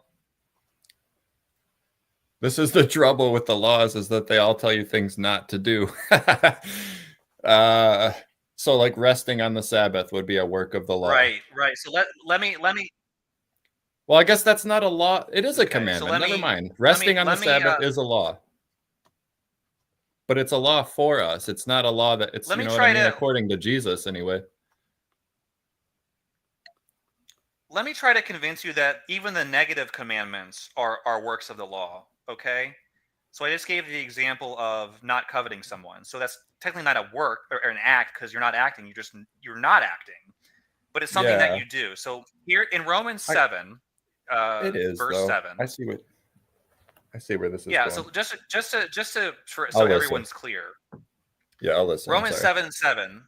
What shall we say then? Is the law sin? May it never be. On the contrary, I would not have come to know the sin except through the law. For I would not have known about coveting if the law had not said, "Thou shalt not covet." So I think here in verse 7, it becomes very clear that because thou shalt not covet is one of the 10 commandments, that not coveting is an act covered under the law. So when Paul is talking about the law, he has the 10 commandments in mind because he sees them all as works because they're all the law. Even though it's thou shalt not covet, when you don't Yeah. covet, that's technically something you're doing. It's from your own effort. So it's still under the law. So that's kind of the case I want to make to you. I agree with everything you're saying. I just don't think that he gave any sort of, well, he probably did give some sort of special appreciation to the 10 commandments, but they upheld all 603 commandments from God, if I'm not mistaken. Like they valued all of them equally. They were all like of utmost importance. The 10 were just the ones that happened to be given to Moses on the mountain, but he actually gave like 593 other commandments that were of equal importance until later. Yeah, so I know Mike has thoughts on this, and I'll get to that. I'm trying to make a case to basically. You're right, though. This whole discussion, this whole talk about the law, Mike, is really to get Andy to see that Mark was not basically influenced by Paul or Paul's epistles. Okay. So okay, get to that point. Because that's what I'm interested in. So yeah, so central to Paul's message of salvation is that we are not under the law, but that we're justified by faith. And if you keep reading into chapter 3, I'm just going to read this quickly. But now, apart from the law, the righteousness of God has been manifested, being witnessed by the law and the prophets, even the righteousness of God through faith in Jesus Christ for all those who believe. For there is no distinction. Let's just say this. Wait. Oh, yeah. Let's just go down to 27. Let's skip all that. Where then is boasting? It is excluded. By what kind of law? Of works? No, but by a law of faith. For we maintain that a man is justified by faith apart from the works of the law. So justification means to be in right relationship with God. Okay? So Paul is saying... What is this? Who said this? This is Paul in Romans 3, verses 27 to 28. So, where then is boasting? Yeah, so where then is boasting? It is excluded. By what kind of law? Of works? No, but by a law of faith. For we maintain that a man is justified by faith apart from the works of the law. Okay, so in Paul's theology... Yeah, so Paul's entire... Yeah, Paul's entire message of salvation... There's a delay. There is, yeah. So go ahead. I just wanted to say that Paul's kind of like, I don't know, doesn't that seem a little blasphemous to like add to God's laws? Well, it's not adding God's law, it's taking away God's law. You're seeing it. See, a lot of people don't see it. But anyway, and also I want to go to let's read a little bit of Romans 4. Just so you get there's a continuation of this idea in Romans 4. I know Mike is just sitting there gnawing, he's just chomping at the get Mike. I want to finish this speech. He even continues. That was Romans 3, and we're going to continue in Romans 4. Now let's just read down to verse 5. What then shall we say that Abraham, our forefather, according to the flesh, has found? For if Abraham was justified by works, he has something to boast about, but not before God. For what does the scripture say? Abraham believed God, and it was credited to him as righteousness. Now to the one who works, his wage is not credited as a favor, but as what is due. But to the one who does not work, and this is the key verse here, but to the one who does not work, but believes in him who justifies the ungodly, his faith is credited as righteousness. So what Paul is saying here is that we are justified in an ungodly state by faith apart from works of the law. This is what you have to understand. Wow. Every time Yeah, he says yeah, something, and I trust him less. Every time he says something, I trust him less. I cannot believe he's even in the canonical Bible. I thought you were saying, wow, like you were enlightened. No. Well, yeah, I am enlightened actually, but I'm just surprised. It's just yeah. shocking So let's how go now. strongly This he's isn't. going against the Bible. Yeah. Well, and let me show you something else, Andy. Now this is Luke, so this is not Mark. I know we're focusing on Luke, but let's look at the contrast. Let's look at what Mhm. Jesus says. All right, this is Luke Okay. chapter 10, verse 25. Okay, let's just read a couple verses here. And a lawyer stood up to put Jesus to the test, saying, "Teacher, what shall I do to inherit life?" And it says he, but it's Jesus. And he said, "What is written in the law? How does it read to you?" And the lawyer answered, "You shall love the Lord your God with all your heart and with all your soul and with all your strength and with all your mind, and your neighbor as yourself." And Jesus said to him, "You have answered correctly. Do this and you will live." So when this person asked Jesus how to be justified before God, what does Jesus do? He goes right to the law. What does the law Yeah. say? The man answers, love God and love your neighbor. And Jesus says, "You are correct." Do you see what I'm saying here? Yes. I do. So, There's a repeated theme of Jesus like clearly stating that we need to be upholding the laws of the Torah, of the Old Testament. I mean, not the absolutely. Torah. Like over and over and over. He So, just seems to be correcting a few misunderstandings about how strict some of the laws were supposed to be, it seems like, rather than opposing them like a lot of atheists are kind of spewing. I've never really understood that point from the atheists because he repeatedly says to follow the Old Testament law until the second coming. yeah, let me and I'm sure you've read this, but this is the Sermon on the Mount, Matthew chapter 5, starting in verse 17. "Do not think that I came to abolish the law or the prophets. I did not come to abolish, but to fulfill. For truly I say to you, until heaven and earth pass away, not the smallest Mm-hmm. letter or stroke shall pass from the law until all is accomplished. Whoever then annuls one of the least of these commandments and teaches others to do the same shall be called least in the kingdom of heaven. But whoever keeps them and teaches them, he shall be called great in the kingdom of heaven. For I say to you, that unless your righteousness surpasses that of the scribes and Pharisees, you will not enter the kingdom of heaven."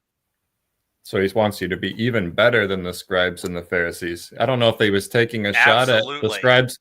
He was either taking a shot at the scribes and the Pharisees or just demanding a really high standard for his followers. It could have been either way, but he seems to hate the scribes and the Pharisees. So I'm going to take that as he was taking a shot. Well, either way, the point is that Jesus is your righteousness has to surpass them. Whether it's a low righteousness, it's not just by faith. You actually have to Yeah. maintain a certain righteous standard to get into heaven. I want to point out how powerful that verse is that you read just before he says that you must surpass the scribes and the Pharisees. Those couple verses right there, that is the most important part of the New Testament, in my opinion. That verse right there is the most important part of the New Testament.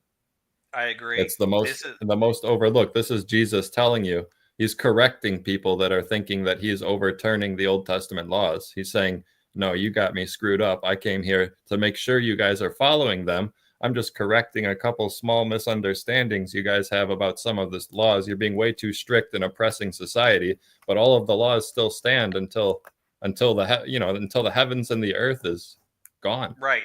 You have as a skeptical forever. leaning non-believer, you have a better understanding of Christianity than most Christians with what you just articulated, believe it or not. You have a better understanding of Christianity than 99% of people who go to church. It's That's shocking. funny. Yeah, it's amazing. But yeah, so we could So let's just Jesus, say, Mike, let's and just you've been stop it, sitting. dude. Go ahead. Jesus wants Judaism. That's what he's saying right here. Jesus wants Judaism. He wants Torah observance. There is no Christianity. Yeah, Followers of Christ are authentic Jews that follow the laws of the Old Testament as they're supposed to. That's what a follower of Christ is. you're right. Yeah, Jesus is I think your analysis is exactly correct. Jesus is correcting the false impressions of the people of his day. He's giving them a clear vision of what it means to be a Jew. And I think Yes. that these statements here are the encapsulation of that. It's very strict. You are to observe every command that God gives you. Okay? Yeah. Not the Not least just of the them. 10, not just the 10, not just the 10, all of them. Right. All of the commands are what we're supposed to do. So Jesus is actually teaching Hebrew Judaism here. He's not changing anything. He's not establishing a new religion, as You're many the people only think. Christian, in retros, or on the opposite spectrum, like in a dualistic sense, you're the only Christian I've ever seen that has noticed this. I've never seen a Christian that notices that Jesus is preaching Torah observance. They all try to say that the laws of the Old Testament were, done away with his crucifixion, and I completely disagree. The heavens and the earth still exist. The laws of the Old Testament still apply. We are under Torah law. The new covenant has not happened. I wouldn't. The only thing I disagree with is the last. I think that the original testament, as I call it, says the new covenant is just the installation of the old covenant into our hearts. Okay, so it's not that the rules change. It's not that the conditions change. It's what changed. What Jesus taught. Now I'm just going to give an overall summary of things. What Jesus essentially taught to everybody is that just obeying the law itself is insufficient. If it's not in your heart and you don't do it out of a genuine love for God, then you're still involved. Jesus said it's not enough to just not commit adultery. You can't even look at, you can't even look at a woman in lust. If you look at a woman in lust, then you have committed, it's as if you have committed adultery. Okay? So Jesus is actually upping the ante on what it means to be a true Jew, a true believer in God. That not only is it just doing the works, it's having it in your heart. And there's a verse in the Old Testament, I can't remember which one it is exactly, but it says that the new covenant is just going to be the installation. It's in Jeremiah, I think. I can't remember what it is, but 31:31. Jeremiah 31:31. So let's go look at that. This is an important one for you, Andy. Thank you, Mike, for that. So Jeremiah. Let's just go read Jeremiah 31:31, because this is where it's about the New Testament. Notice how he's going to trick you.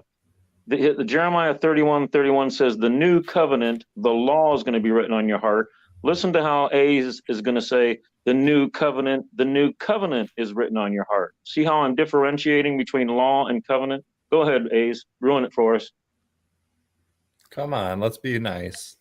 Oh, I'm just going to read what it says. This is brotherly love. There's no caps lock here. We're all in good humor. All right.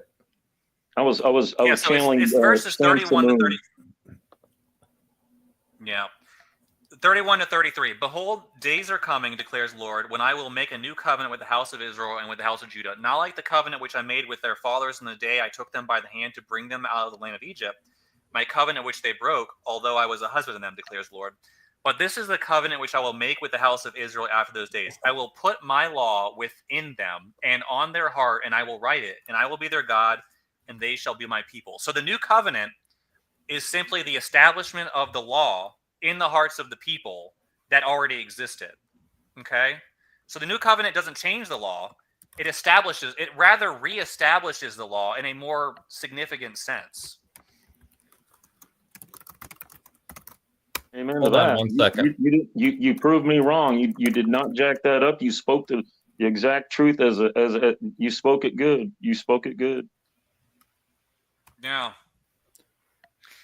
So this is so that's why a lot of my channel, Andy, is directed at Christians, trying to get them to understand what true Christianity is. And it's very difficult because they've been led so far astray by the modern churches that they're in a completely different reality. And I have to slowly drag them back to the truth. And it takes a long time. But, what else am I going to do with my life? So that's kind of how I look at it. You're definitely showing me some things I didn't know. One thing I want to try really quick, just because there seems to be a translation discrepancy. I'm going to read from This is an English translation from a scholar that I tend to go to with these old time Hebrew questions. And it's an Okay. English translation of the Dead Sea Scrolls version of Jeremiah 31. Thankfully, it's not fragmented and we have the whole verse. So I'm going to read it. I can't see your screen while I'm reading it. So just kind of try to read yours, read along with me in yours, and just see if there are any differences. I don't know that there are. I'm just asking. I want to find out. Okay. It's All right, let's do that. So here's that. Here's 31. Behold, the days are coming, says the Lord, when I will make a new covenant with the house of Israel and with the house of Judah, not like the covenant that I made with their fathers in the day when I took them by the hand to bring them out of the land of Egypt, my covenant which they broke, though I was a husband to them, says the Lord. But this is the covenant that I will make with the house of Israel after those days, says the Lord. I will put my law in their inward parts, and write it on their hearts, and I will be their God, and they shall be my people. Were there any differences? It's basically the exact same thing. The only minor difference is that my translation said heart, and your translation said inward parts, which I would take that. I would take that to mean heart. Right. So that was really the only difference, and it's basically a translational difference. It's just different words to say the same thing. So everything else was essentially word for word the same. Okay. Well, that cleared that up because I was wondering if maybe it was a translation issue. So then what's the dispute between you two? There's a lot of differences. There's a lot of differences. I would just say the covenant. The covenant is the 10. That's the pre-golden calf. After that, it's the 10 plus the 613 or whatever you want to call it. The law, the covenant law. Yeah, I mean, depending on how much time you have. Okay, well, covenant seems to translate directly to law, if I'm not mistaken. You know what I mean? Like in Romans, of course, yeah, because that's the only thing that would be. Remember what we just read? I didn't even want to go here, but since the only thing that would be active at the time of Jesus, or that Paul would be referencing, or whomever would be the covenant plus law, and now there's at the cross, there's going to be a split. Those continuing Judaism, covenant plus law, and those that understand Jesus put the law in our heart. And we're only in covenant. Oh man. I don't know if I can agree with that. Oh, well, not exactly half. I mean, not like exactly 50%. Well, but no, not about the split. I agree with the split. I don't agree that. Wait, do you hold the position that Jesus put the law in our hearts and that we no longer need to literally follow the old Torah law? I guess it doesn't matter what your position is. I just want to know. I just want to understand what you mean, I guess. Well, after the golden calf was the added law. The entire Levitical priesthood system was not in the covenant, the 10. The sacrificial system was not. The tabernacle was not. Even the tablets written on stone were not. He wrote it down on parchment, on goat skin. That's the original blood covenant, which is just essentially the 10 plus judgments. But the added law, yes, there's the you read Leviticus 1:1, and it says, "And the Lord spoke to Moses out of the tabernacle." This is clearly after the golden calf. It's a year after the golden calf. So this is added law. Deuteronomy means added law. You can take the whole book of Deuteronomy, rip it out of your Bible, and stick it on your heart. You need to know what Paul was. You guys, I don't want to like Paul was referring to. You need to know that there are certain laws that are outside the 10. I could give you some examples. Oh man! I can only think of some nasty ones. So that's on your heart. I can't see God valuing one law over the other. Well, if you steal 5, it's within the law itself. If you steal a bull, you got to replace 5 bulls. But if you steal a sheep, you got to replace 3. If you catch the thief, you can kill him. If you catch him afterwards trying to sell it, your stuff, you can't kill him. There's a gradient level. Everything that if you carry a dead body, you're not going to hell. You're unclean until evening. That's it. The same with a woman on her cycle. She's not going to the lake of fire because of her cycle. She's just going to be defiled for a period of time. There are gradient levels. In fact, all of you. Go ahead. I just wanted to. I want to let you finish your point first because I'm going to totally change the subject. I'll just note what I'm going to say. Go ahead. So all of these added laws, the entire sacrificial system, all of those, these were for sins of ignorance. There was never a sacrifice for intentional sin. Murder is first degree murder is intentional sin. Adultery is intentional sin. And so David teaches us if there's no sacrifice if there's only sacrifices for sins of ignorance, what do we do for intentional sins? I go back to that bottle. I go back to that meth. I go back to that Bathsheba intentionally. I know David cried. The answer is the sacrifice through your lips, through a repentant and contrite heart. He has always wanted your heart. Way back in Deuteronomy, circumcise the foreskin of your heart. Here's the law. Here's the commands. Here's the covenant. But I want your heart. He's always wanted that. Yeah, I agree. I don't disagree with that at all. But I think that it seems so clear that, Yahweh wants observance to his laws. It seems really clear that he wants observance to his laws, and it seems very unclear that he decided to, abolish the laws. So, like, if I had a gun to my head and someone was like, Are Yahweh's laws still active? Yes or no? The right decision saves your life. I'm going to say yes to save my life. It seems like he still wants us to be following the Torah law to this day in 2025. Right. Well, within that Torah law, there was a promise of a prophet, the promised prophet, and he came, and we understand. So once you read Torah, Exodus 24:8 is a cutoff point. Moses writes it down, what we're agreeing to get eternal life, to stay in that Abraham line of promised inheritance that John 1 through 18 refers to. But then why would Jesus say to still keep it? Before the cross. Absolutely. Andy, let me just say, Andy, I just want to say Mike's view is what you call idiosyncratic, so that should be noted. Okay. I'm not saying Mike is wrong. I'm just saying he it's kind of he has his own system. Correct me if I'm wrong, but it seems, and this is off of memory. I can't even barely remember the Gospel of Matthew. It's been 10 years, but it seems like in Matthew, Jesus was saying, like, I'm trying to remember. Like he was talking about all of the prophecies being fulfilled in the Old Testament and everything coming true and all that. And then at the end of him saying all that, that's when he said that. How am I trying to put this? The way I've been left to understand that verse in Matthew is that the Torah law still stands until those things he's talking about happen. Right. Yeah, that's what it seems like to me. Yes, no, you're right. That's the correct. Jesus is saying that the law stands until heaven and earth pass away, which is to say forever. It's never going to be abolished. It's never going to change. We're never not going to be under it. Yeah, that is exactly.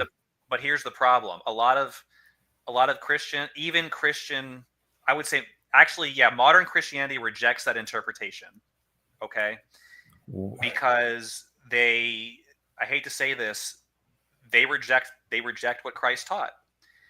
See, the thing is, Andy, this is what I was talking about. Maybe you might not have seen the beginning of the stream. The whole idea of modern Christianity, especially evangelical Christian, it's a get out of hell free card. It's believe in Christ, his blood washes your sins away. You just put your trust in him, and you don't have to do anything else. Now, obviously, Jesus never taught that, never even hinted at that, and fought against that idea very hard.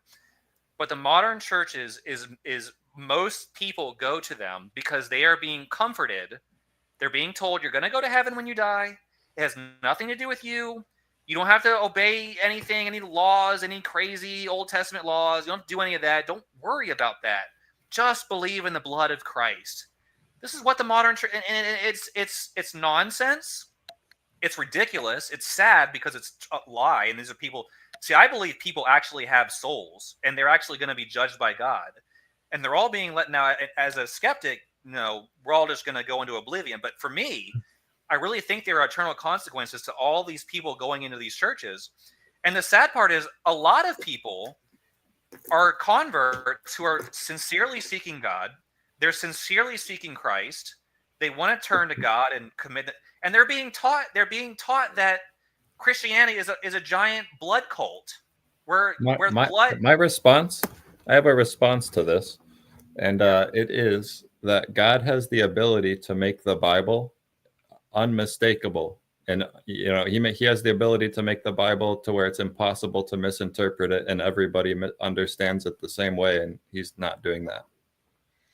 Well, unfortunately, Andy, I'm just, again, this isn't to be confrontational or just make dispute, but I disagree with you. I think that one of the foundational philosophical principles that I operate on is that humans have free will. And because the early church fathers were in control of the manuscripts, and also the establishment of the various doctrines, that I think that they corrupted things. I think that they introduced pollution into the pure words of Christ and threw everything out of whack. And that's part of what I do, is to try to get Christians to understand that it's not God's fault that there's this much confusion. It's human fault. No, it's not his fault, but if it's preventing humans from understanding his word properly, and some of these humans are dying without ever learning the proper word, that's something God could solve with like the snap of his fingers. He's all powerful. Well, like you guys right now having this dispute could just be solved right now. You know what I mean? God could just reveal the word to you, or he could just correct the Bible to where there's no reason for the dispute, like make it more clear, like, hey, somebody changed this down the line. I don't want my word to be confused and have people accidentally going to hell or misunderstanding what I was trying to teach you guys. Let me just correct this. Like, I just want your opinion on why that's not happening. Yeah, so that's a point that's often made by atheists. Why does God choose these people who are prophets and they get direct messages from God, but everyone else just has to take their word for it? It's a good question, and I've thought about this. Not necessarily that. Just why would he allow his word to be skewed? Well, let me go about this way. First of all, even the truth always is what it is. Okay, so in my opinion, whatever is true can be found through reason and intellect, at least for things that we observe in this world that are empirically observable. Okay, now when it comes to spiritual truth, we need revelation. Okay, because we can't know what's going to happen to us when we die. We can't know there's this moral law that God needs to reveal that to us. All right, but that nevertheless, that truth is always true. So God isn't obligated to reveal that to us. Okay, God has chosen to reveal it to us by means of prophets. So you could say, why does God just give everyone the same information, the same revelations to everyone? And that's where I'm just going to say, I don't know, but I can speculate. That's a good answer. Yeah, I would say the reason I have come up with is that perhaps, and this is just a theory, people like Jesus and the other prophets were chosen because of their special, super amazing obedience to God. And God said, these people are so obedient and so faithful that I'm going to directly reveal myself to them in a way that is unmistakable. And they will know, and they won't have to speculate and theorize. Okay? So the prophets are really just people who did a really good job, and God rewarded them with direct knowledge of his will. Okay, so that's one seems theory. To be I tend to lean towards what you just said. I agree. So that's one theory, and I think that avoids the idea of God just choosing his favorites. Well, Jeremiah, he's not much better than anybody else out there, but I got to pick somebody, so might as well be. Well, no, well then what about all the other people? I think that my way of looking at it kind of solves it's kind of like, well, they earned it. God has a standard. these people met the standard and they got what they got their reward, okay, which was direct knowledge of truth, which is what everyone wants.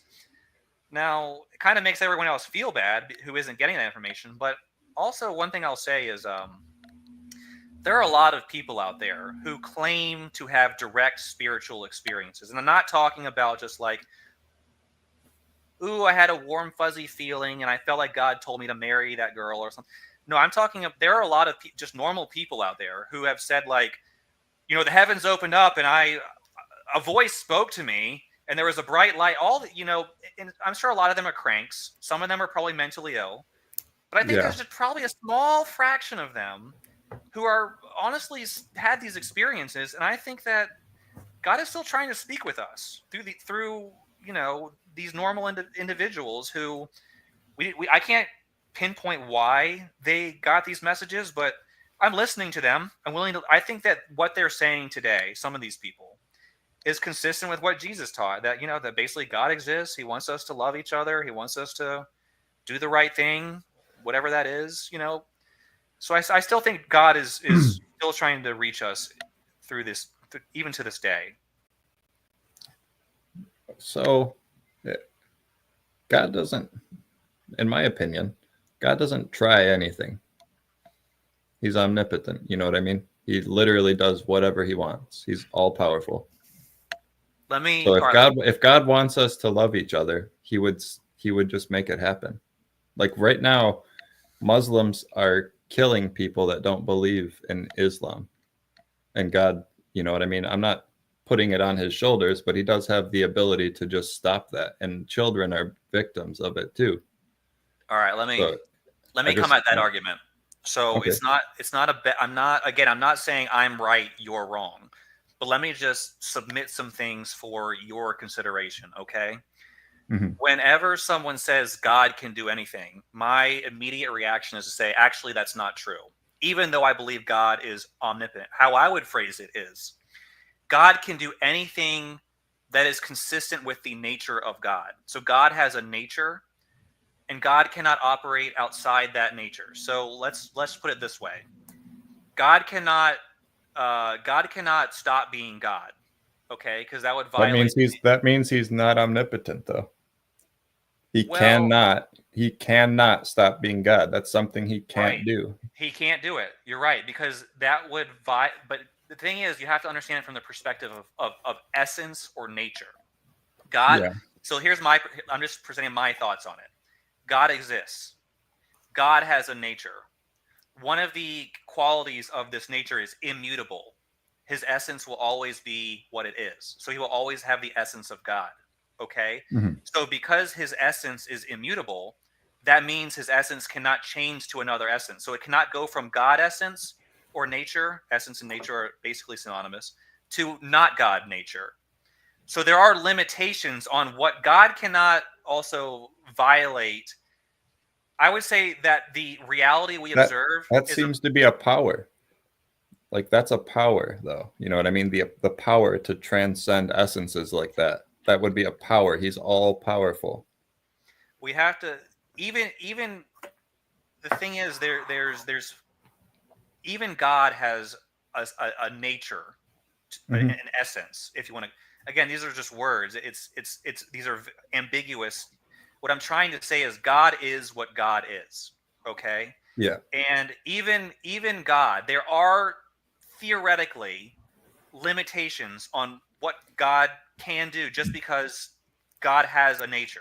All right. Well, I agree, and the only reason we have to think that God is omnipotent is because people in the Bible said it. God didn't say that he's omnipotent.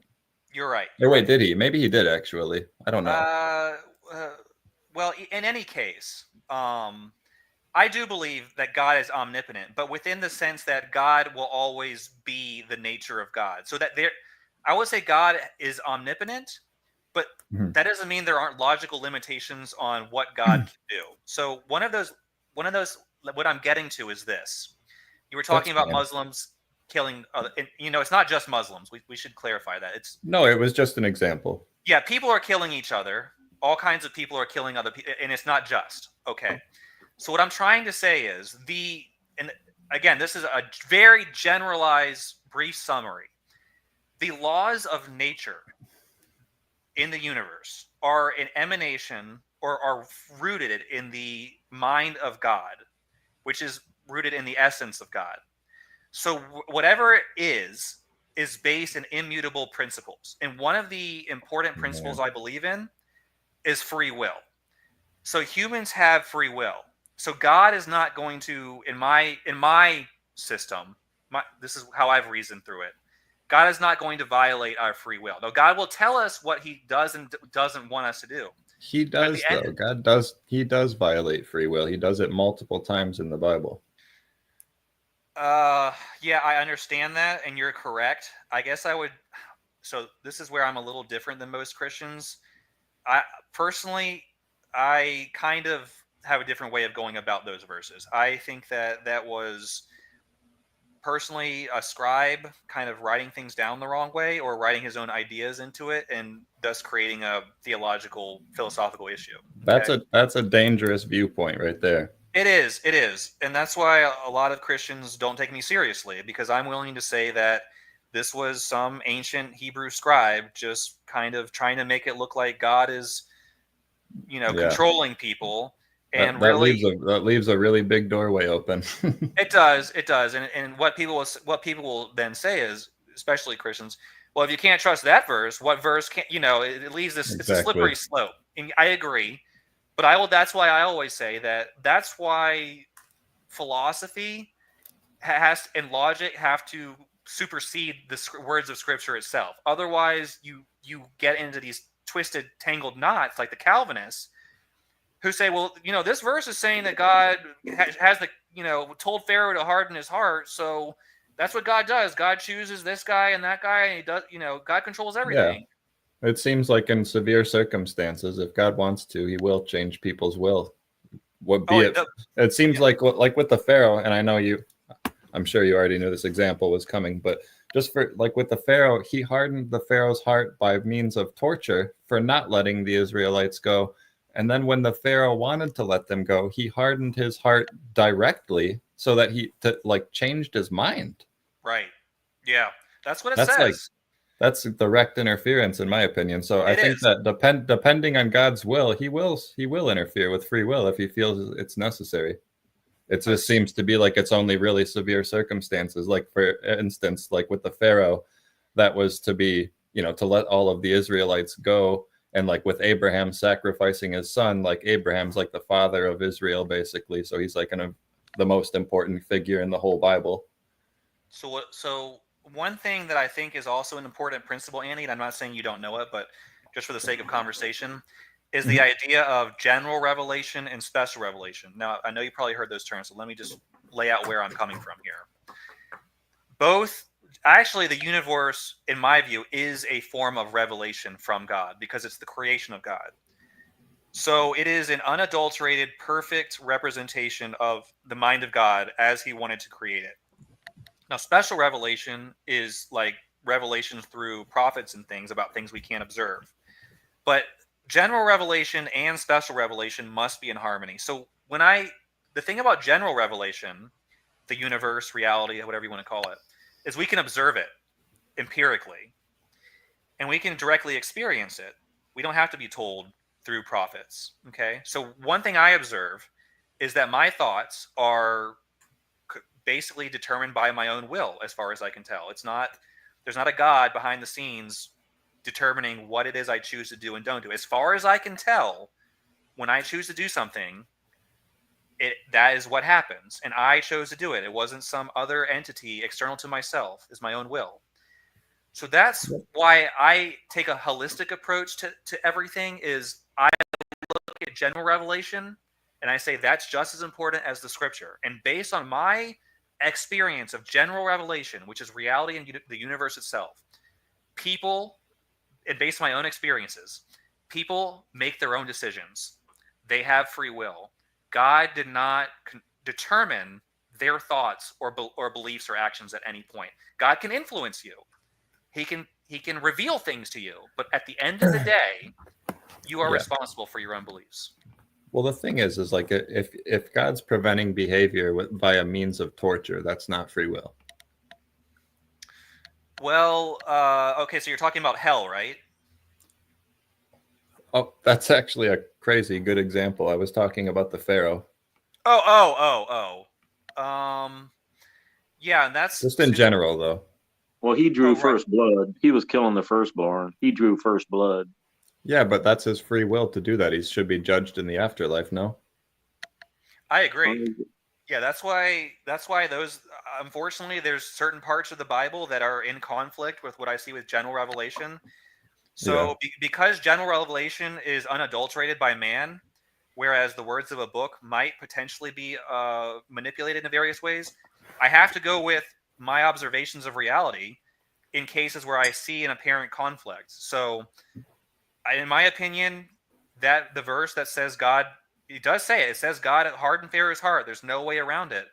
I just have to say I don't think that's what happened. I think that that's maybe a late scribe introducing a philosophical concept. Maybe he didn't even mean to when he wrote that, but maybe he changed. It doesn't seem that crazy that God like said, I gave you free will, but then in certain circumstances is willing to step in and change his mind if things get out of hand or something, I guess. Like it's Well, not that hard to believe. it's not hard to believe, but it creates theological problems because, to me, it does. Because part of Mhm. my belief about God is that his essence is immutable and that he's a fair and just and not a respecter of persons. So Yeah. For God to harden one person's heart but not everyone else's is unfair to Pharaoh. Well, And think Pharaoh's like again, doing. think about the severity though of what was at stake. You know what I mean? The future of Israel and the future of the religion as a whole was at stake with the Pharaoh. Well, So maybe just because of how big of a how big of a loss it would have been if the Pharaoh kept the Israelites, it was worth for that one circumstance changing. And again, same with Abraham. Like Abraham's the father of it, the Israelites. Basically, he's one of the most important figures in the Bible. So to save Isaac during that sacrifice, it might have been worth it to God. Well, yeah, you can look at it that way, but let me run this by you. See, the Calvinists take it so far as to say that God is even the one who allows people to have. God determines literally everything, every decision, not just a couple, but all of them, including whether we have faith. I think that the problem I have with this is if God really wanted to abolish sin, and it's like you said earlier, it creates a theological problem. It creates the problem where God can do this. It's within God's nature, and God does do it. Mhm. But if God can do it in one instance, why can't God do it for everybody and just eliminate their desire for sin altogether? And then there's no sin. So it's a very complex Yeah, problem. these are questions I've had my whole life, and people say, why can't when we get into the conversation of free will, it ends up on the conversation of why do we need evil? And it's like, well, we need evil. They say the Christian perspective typically is we need evil for contrast to know how good is or how good is. And it's like, well, God designed us though. Like he could design us to never need knowing evil to understand how good is. We could just know how good is naturally and never have evil in the world. Yeah, I think that my system solves this problem. It's basically the idea that God created us with the capacity to choose good or evil. And God is evil isn't necessary. It's just something that we can do within our ability to will, and God allows Yeah. it. But we'll be judged. That's the thing. At the end of the day, it says you can do what you want now, but this life is short. I'm going to judge you, and that's part of the revelation. And people can say it's fake, say it's a myth, or heaven and hell don't exist all they want. Okay, maybe they're right, but all I'm saying is this is what has been revealed. God's, on this earth, you can murder, lie, steal, cheat, kill, whatever you want to do. Go at it. But, this earth is temporary. It's really the afterlife that's the important thing. And God told us what's going to happen. We're going to be judged based on our actions, our choices. Yeah. Another sort of what seems like an inconsistency I wanted to ask about is the fact that the population was so small during the time of the first century, and especially in first century Judea. There were, you know what I mean? It was a couple million at most, and God seems to have just repeatedly revealed himself, and then now more than half of the world is not following Torah law, and we have no revelation from God. He's not stepping in. Like, we have a way larger population. There's way bigger problems. Way more people are, like, a way larger percentage of people are not observant of the Torah, and God is nowhere to be seen. Well, and again, I know, Mike, you're still there, so I'm guessing I'll say something and then I'll let Mike kind of get into the conversation because I'm sure he has ideas too. But I'll just say this. It's kind of like I said earlier. I think that God is still speaking to us in various ways. And I think that the truth of the existence, not necessarily of a specific God, but a higher power is evident in creation itself. I think that I think philosophically, apart from any revelation, any special privileges given to any person, people can come to the idea that some intelligent power exists beyond our own selves. Okay. Now, religion fills in the gap of what exactly that higher power is and what its purpose is. But I strongly believe that general observations of reality can bring you to the idea of the existence of a God, not necessarily the God, but a God. So I'll just leave it there. Mike, did you have any thoughts? Oh, no, nothing in particular. I'm enjoying the conversation. The Pharaoh thing kind of upset me. About, like, there was divine intervention to his heart. I plainly see it as taking the kid out behind the tool shed and spanking him, and he just becomes more obstinate. He did not learn his lesson and repent. He just but is he not allowed to disobey God and be judged in the afterlife like everyone else? By the killing of the Israelite babies? Yeah, any disobedience to God. Aren't you allowed to disobey God and then God judges you after you die? Like, he doesn't interfere with your free will during your life, right? He doesn't interfere with he may send some angels to, like, nudge an old lady out of a parking spot and you hit the great spot right when she's pulling in. But no, he has to actually speak it for it to, I mean, like the seed of Abraham, that's the whole point of the Mosaic law. It's not going to interrupt that seed, because that was, like, spoken and not only promised with that Abrahamic blood in that valley, but in Psalm 110, speaking of Melchizedek is going to be the priest whom Abraham saw. So the priesthood in between is, like, interrupting it. So, but no, I don't think Pharaoh is a good example of somebody like God Almighty divinely changing his heart. But I do see in the two Og, and I don't want to say the giant kings, they were giants, and they were kings, and there was two of them. One was Og, and I think one was Sion with an S.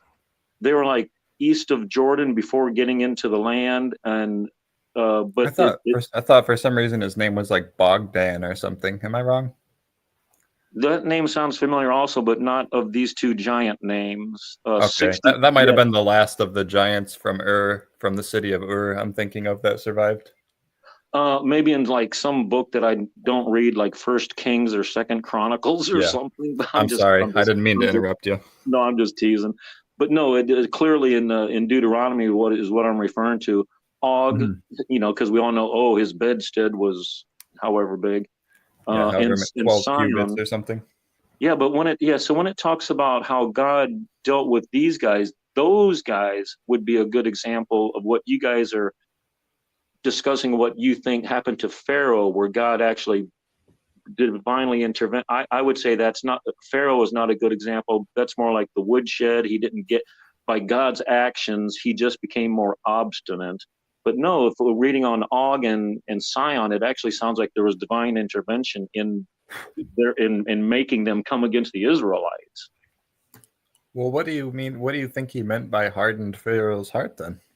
Well, like I said, you take a kid out to the woodshed to whip them for killing Israelite babies, and he just becomes more obstinate and, like, I'll kill more babies or whatever. It's a result. It's not like he did not take him behind the woodshed at all and, like, put his hand on his heart and move the atoms around or something. Yeah, but it said he hardened his heart to stop him from releasing the Israelites. Yeah, when he was born, he gave him a stony heart, a stubborn. Maybe he was German. You know why they bury the Germans with their head above the ground? Because it lasts longer than the headstone. Some people are just born very, very stubborn, and if you take him behind a woodshed again, he's not going to learn. I don't think he get that hardened of his head got him like riches and wealth, but it was also to, in effect, like Lazarus, let him die to glorify God. Oh, how are you going to glorify God? By letting somebody die? Let's all, like Philip said, or whoever, hey, let's all go die so that we can all be glorified or something. It's like, no, because he's going to raise them back to life. Not in Pharaoh's case, but I'm just saying with Pharaoh, it's not, there's no free will lost. I think there's free will lost at the two giants, though. It seems to me that in the case of the Pharaoh, when he tries to let the Israelites go, and God, what it seems to me, is stopping him by hardening his heart. It seems that he is stopping the Pharaoh from letting the Israelites go so that he can continue punishing the Pharaoh more. I would, again, like an end to a means or something like that.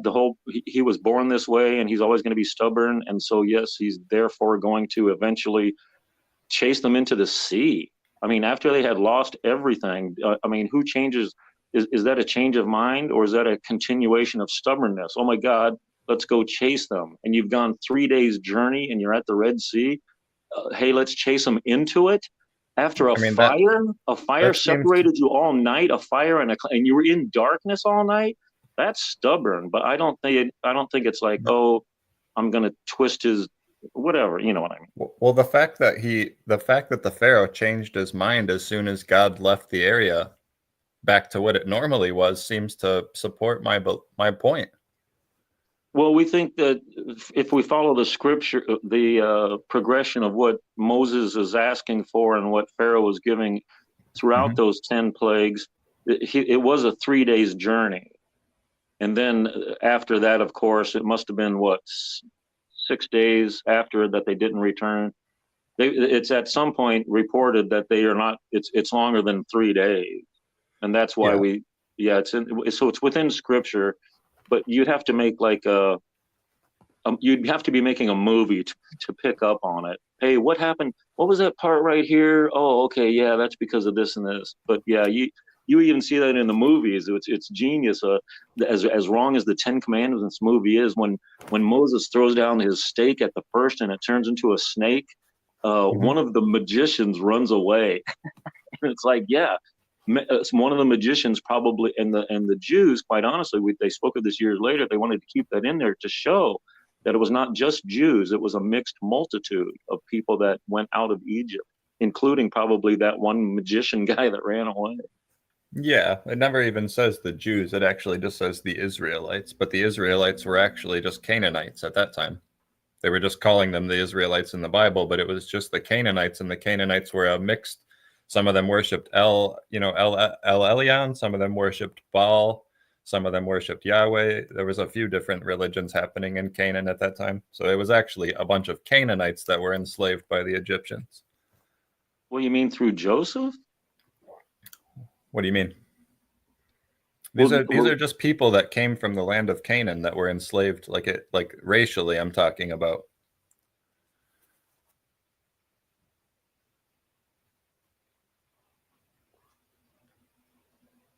Yeah, I don't know. The 70 Joseph and his Technicolor dream coat. Yeah, I see where this is. I see where this directly conflicts with the Bible. I'm just talking. Not to be offensive. I'm not trying to be offensive, but historically speaking, like, these people were Canaanites. The Israelites, the original Israelites, were Canaanites. I think that there might be. I think that the Bible should be taken more seriously than it is by in terms of this demographics or this. The modern scholars are trying to say that, it's all myths. There's no reason. No. there's certain things that they say are myths, and there's certain things that they agree are historical facts. It's kind of, you have to really go with where the evidence. Some things there's just not a lot of good evidence for, and I see scholars jumping to conclusions about it, and it really frustrates me. I will admit that much. I think it's possible that when Abram was called out of he was called out of Mesopotamia. Okay. Yeah, he lived in the city of Ur. Lived That in the was a city of big city, Ur. Yeah. right next to And Babylon. I mean, I think that maybe that's true. You know, we don't know. The No, scholars that part of the Bible, that's one of, I'm glad you said that, actually, because that little insignificant claim is one of the most believable parts of the Old Testament for me, because, and this might get offensive, and I'm sorry, but it seems like some of the mythology from the Old Testament especially is being taken from Babylonian mythology, and it seems to, like, that happened during the exile maybe or whatever. But my point being is that the Babylonian mythology seems to have worked its way toward the city of Judea, where they wrote these stories about Yahweh and stuff. And so Abraham coming from the city of Ur, where these Babylonian mythologies, Yeah, but what because do you that flood say? story, it would help your case for the flood story actually being legitimate, to say that Abraham brought these stories over from Ur rather than them learning it during the Babylonian exile. Yeah, I think that the narratives in Genesis go back before the Babylonian captivity. So I don't think that era is the source. Even if they are mythological, I think we're going all the way back to pre-exile time. Again, I'm not saying I agree with the scholar that secular scholarship. I'm just saying that the idea that these stories were crafted during the exile in Babylon, I think it's too recent. It would have to go back to ancient Sumeria or to Egypt, one of the two. Well, some of them were. Some of the stories definitely were written during the Babylonian exile in the Bible, in the Old Testament. Well, yeah, some of them take place during that time. A lot, Well, like I mean, half the Old Testament. not those, Okay, not the first person accounts. I'm talking about, like, some of the stories in the Old Testament seem to have been copied from, or not even necessarily copied, but like adapted. copied. So you're Like saying that it's like a polemic. They're like writing a response to them. Like, you guys screwed up the story. This is how our God did it. Our God did it better than your God. You guys, like, look at the laws of Hammurabi, for example. So you think like the Ten Commandments are basically like the Jews trying to one up Hammurabi's code? Yes. To put it politely, it seems pretty clear that they were Yeah, I mean copying those laws. And Yahweh was being a little more harsh. Yahweh was being a little more harsh than the laws of Hammurabi in some instances. I believe the laws of Hammurabi allowed slaves to be released, or servants, I'm sorry, debt servants to be released after 3 years. And in the Old Testament, it's 6 years for Jubilee. Yeah, I think that. See, here's the thing. I think that one of the reasons. Well, first of all, I think that there really were these prophets were really did receive revelation from God. Yeah. And some of them go back to before the exile, or I guess Isaiah. Wait, Isaiah, he was during the exile. This is. Yeah, Isaiah was during. Okay, so that's when the major. But I think that when you look at Isaiah and his references to the history, and it's like, from "Thus saith the Lord." Now you can just say like, oh, they were just writing things down, but I think that Isaiah and Jeremiah and Ezekiel and Daniel, I think they were real people. Not necessarily that the Bible gets the details exactly right, but I think that really were people writing down their words as they were speaking, and we do have a connection to that history. I think that the words in Isaiah speak to that past, that pre-Babylonian past, and I think that that I agree with. Totally, actually. I completely agree with that. That Isaiah is speaking to a pre-Babylonian past. He repeatedly references it.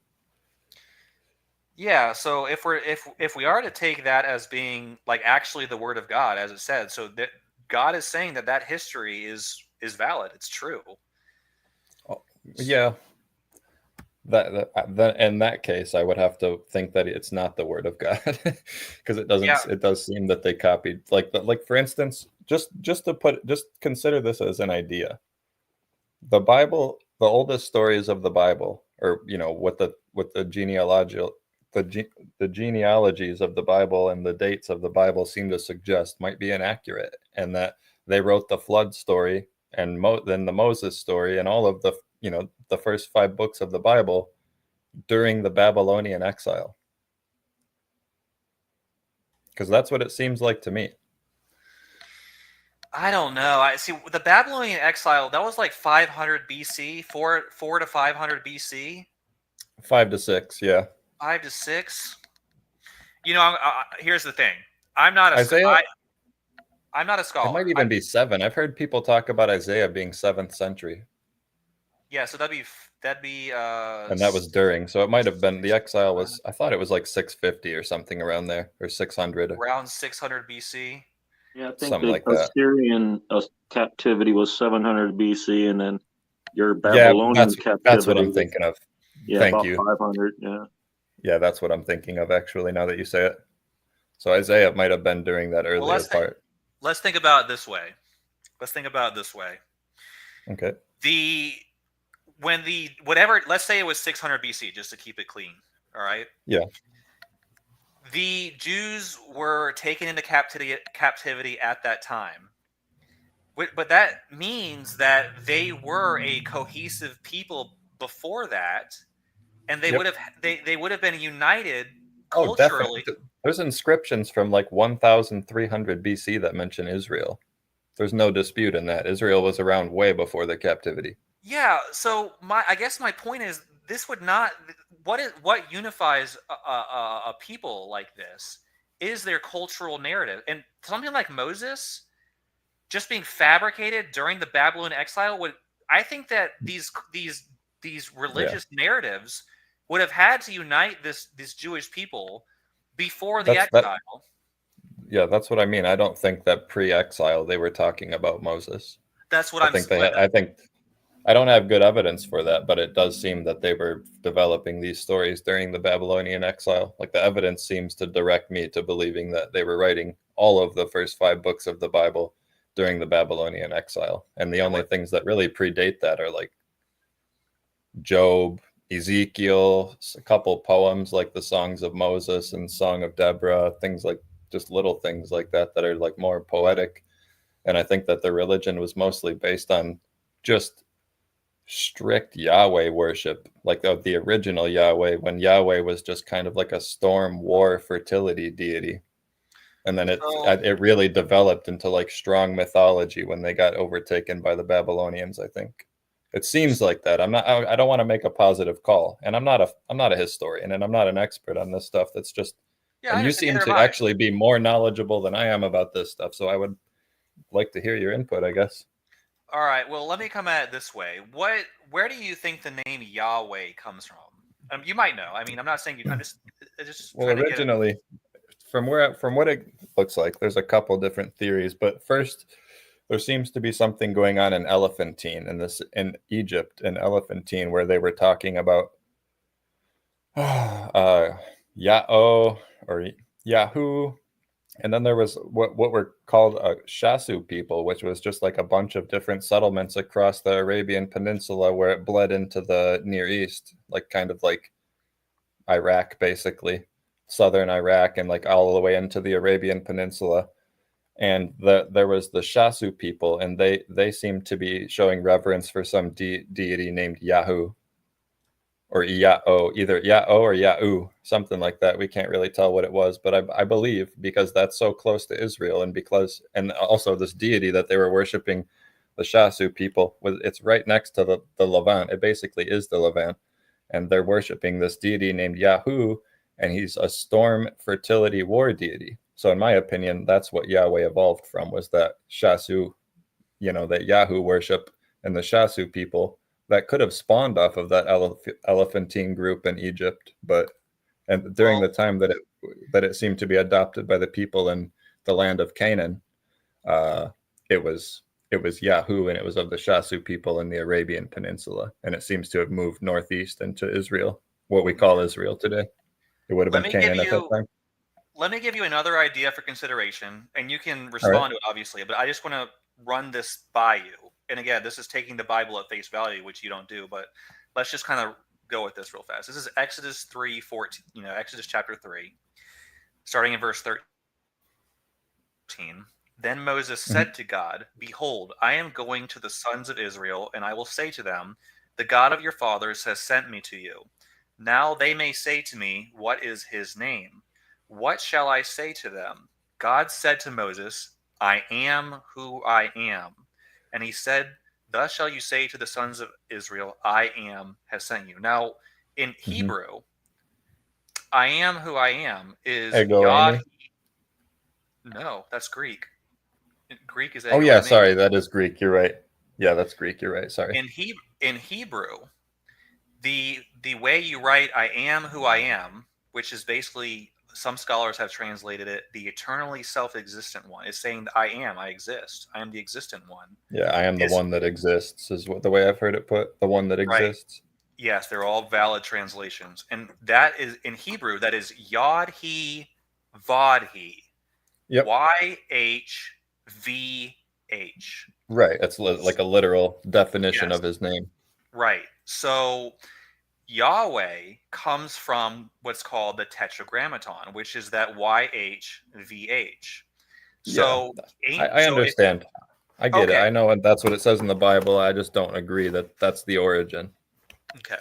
Well, I think that's what they wrote as the origin for part of the mythology, but that's not what the archaeology seems to show.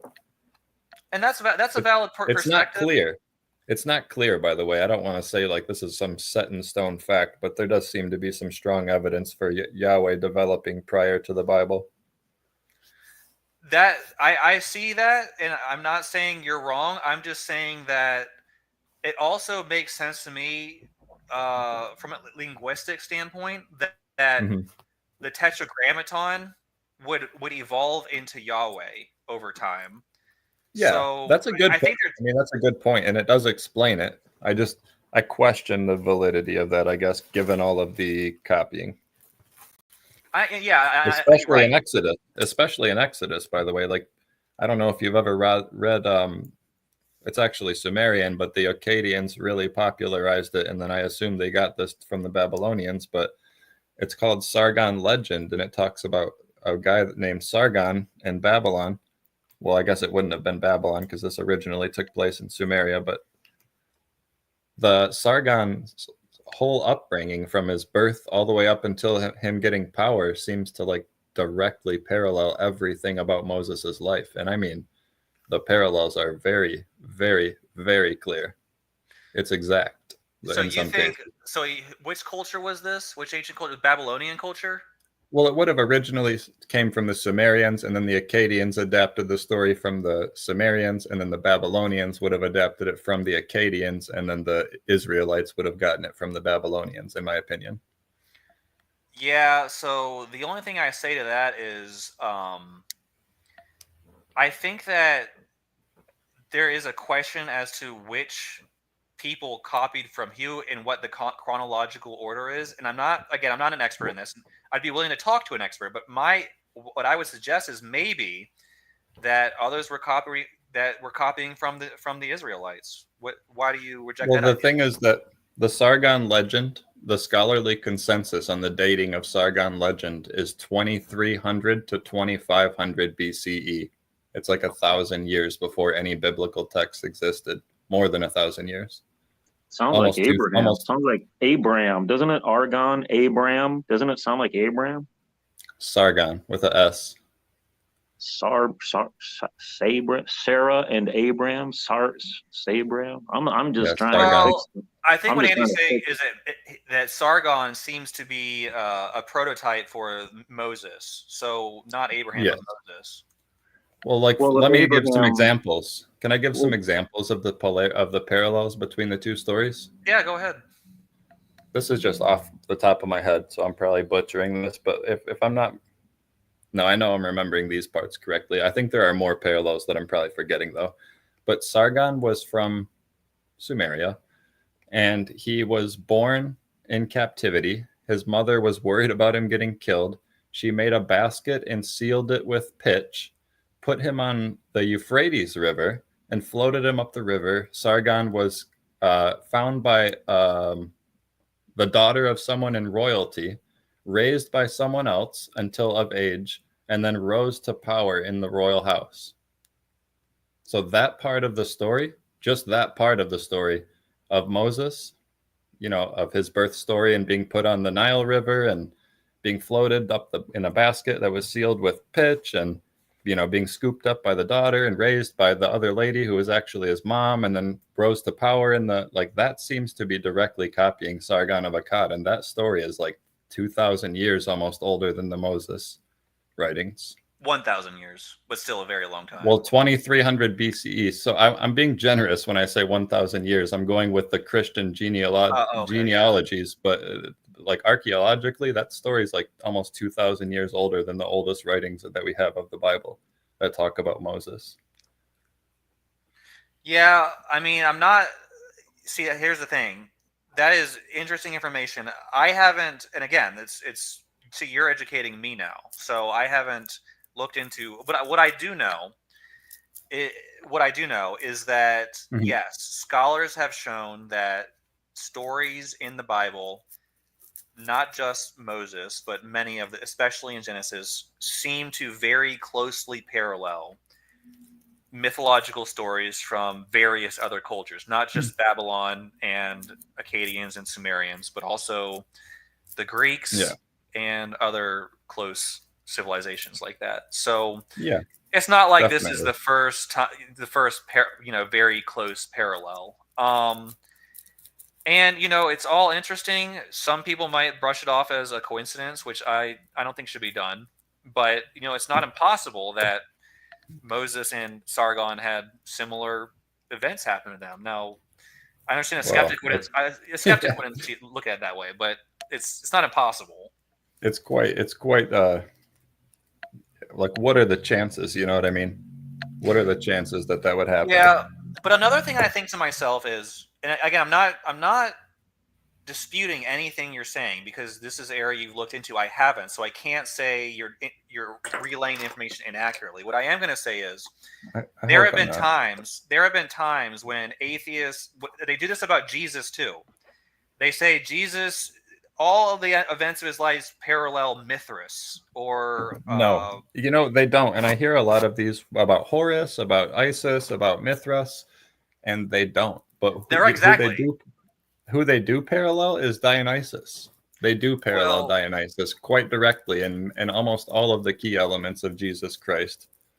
I could pull up exact quotes from Ovid's Metamorphosis, which was written in the year 7 CE, which is like 100 years. And this only really addresses claims made in the Gospel of John, but it was written about 100 years prior to the Gospel of John. And it says that Dionysus was son of God, born to a mortal woman, leader of killed for a rebellion, turned water into wine, supplied unlimited food, resurrected after death, ascended into heaven. I mean, it's very, very similar to the Jesus story. The Horus and Mithras and all those other ones are not. And they do share some small parallels, like the December 25th birth, the equinox birth. There's little parallels like that, but Dionysus is way different. It's not one of those. Well, let me say this. Especially, and I know you're familiar with Zeitgeist, but when I'm willing to look at the Dionysus connections, because I guess I'm more familiar with the Mithras and Egyptian Osiris claims. But I hate Zeitgeist. I'll just say that I just want to throw that out there. Like, that movie has so much bullshit in it. I know. There's a lot of truth in there too, and you got to do your own research about what's in that movie. It's good to watch it, but a lot of people saw. I know this. A lot of people saw Zeitgeist, and this was at the beginning of when the internet was just taking off. And I think a lot of people just watched it, absorbed it, didn't critically analyze it, and thought that all the claims, especially the claims about Jesus, were just widely accepted by scholars all over the world. And that's just, like you said, that's not the case. Like, these parallels have been disputed. They've been debunked in those specific cases. But go ahead. I was just going to say, I will look into the Dionysius connections and see if there's more to it than Mithras and Osiris. And Yeah, that's an I interesting area to recommend. study. See, so okay, so I can't remember his name. LJ's Ministries. He was in a conversation with us the one time, and it was just right at the beginning when we were in Freddie's chat, and he says, I told him about these Dionysus parallels, and he said that he would take a look at them, and then he came back to Freddie's chat, and I don't know if you know this, but me and Freddie got into an argument, like an angry argument against each other. Well, it was mostly Freddie getting angry. But he completely just rejected everything I said. He denied all archaeological evidence, and he just refused to even acknowledge that it existed. And I told him, you know what I mean? Like, I had a conversation with like 4 Christians the other day for 3 hours, and we had no issues. This is definitely your problem. And I told him that I would never come back to his chat after the way he treated me. Anyway, I'm sorry to even dump that on you, but LJ was talking about, he went into Freddie's chat like a week later. And so I was watching and typing in the comment section, and he brought up the Dionysus stuff so I'm listening, and he misinformed a lot of people that day about Dionysus, and I tried really hard to correct him. I pulled up direct quotes that were disproving what he was saying, and he wasn't acknowledging any of it. And I want you to try to listen to a scholar, like an Assyriologist, somebody that studies Babylonian mythology, or somebody that studies ancient Jewish mythology. Like, listen to what they have to say, at least on it. I'm not saying let them tell you what to think, but these are people that have devoted, 10, 20, 30, 40 years to understanding these things. And this is where we should look for answers, because they're going to understand it better than we are. That's all I have to say. Yeah, and one thing I'll say is I am more. See, a lot of Christians wouldn't say this, but a lot of Christians don't like me, and this is why, because I say things like this. I have no problem thinking that the Gospel of John may have attempted to basically adapt Dionysian themes into that. It seems so. I think that the case becomes harder for you in the Synoptic Gospels, that they have this Dionysian connection in mind. They don't. By okay. the way. That's why I was saying, like, it's mostly John that does that. There seems to be a couple other loose parallels, but John's really the one that tried to, like, make it appealing to the Romans. Yeah, adding. See, your average Christian's gonna deny it, but for me, I accept that it seems like there are more questions about John than the Synoptics. So I think I think that there's a chance you may be correct, but again, this is an area it's worth looking. It's worth looking into, at least. You know what I mean? Because there are really strong parallels, and John was the latest gospel, and he was much later. John was written like 100 years after the events. I don't even think John was actually even alive when that was written. So it's like, we should be really skeptical of the Gospel of John. I understand it's part of the Bible, but it was written by humans, and like we need to realize that and understand that there can be bad intentions here too. We need to try to decide what's true and what's false. And to me, John seems to be like the most blatant forgery in the entire New Testament. Well, I absolutely agree with you that if it is true that John was manipulated or forged or contains errors, then that should be believed. We are obligated to believe the truth. So, and that explains all of these Dionysus things that I'm bringing up. You know what I mean? It kind of pushes that off the table for Christians at the same time. Yeah, so otherwise that's a big problem. Yeah, I guess so. I guess that would mean that if Christianity, or if a Christian denomination was to reject the Gospel of John, you would be more likely to accept that denomination than the others. Yeah, there's a technicality. We need to throw a technicality in there, but yes, technically speaking, it's more realistic without John, in my opinion. All other things being equal, a denomination that just goes by the Synoptics and rejects the Gospel of John would be more favorable to you. Absolutely. Yeah. I don't trust John one bit. I didn't trust John when I was 13 years old. Like, I never have. Well, believe it or not, I had heard a story. I can't remember exactly where, but it was very recently. and some Christian either YouTube channel or theologian was saying that he had a conversation with a pastor who stood up in front of his entire congregation, and imagine this happening, and said it told them that they should not trust the Gospel of John. Holy shit. Yeah. Wow. Yeah, and apparently that is wild to happen in church. Apparently there was a scandal, of, as you might imagine, but somebody out there, some pastor out there thought the same things you did about John, and just came to the conclusion that I gotta tell my congregation about this gospel is untrustworthy. And apparently, yeah, I'd like to go back and find out where I heard that. I think it might have even been an R.C. Sproul tape, but I wouldn't doubt that he probably saw these same things that I'm seeing and questioned it. And good on him for being, caring about the truth enough to speak up. That takes a lot of courage on his part. I didn't have that kind of courage when I noticed these things. I kept them quiet. I was afraid to tell my family about it. Yeah, but I did hear that that's something that occurred. So it's interesting, but if it's true, it's like you said, we should believe what's true, and this doesn't take away from God. I don't believe in God existing for way different reasons than the Gospel of John being forged or whatever. I'm just saying, like if you need to realize that a book of the Bible might have been, a little bit of scandalism happening there or something, like that doesn't mean that God isn't real or something. I'm not trying to take away from that.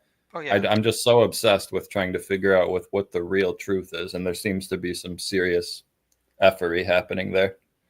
Yeah, and unfortunately, a lot of former atheists that I hear just around YouTube, wherever they may be, what they have, in their story, their deconversion was that they were fundamentalist Christians who had been taught that the Bible is the perfect, inerrant word of God. And all it took was one tiny little contradiction that they found out was, it was just one. But all it took was one little, and they totally became atheists.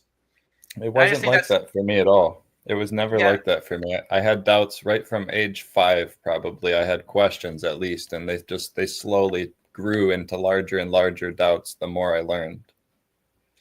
Yeah, I guess the point is, it was more to your point that just because there's an error doesn't mean, God does. So I want people to have faith in God.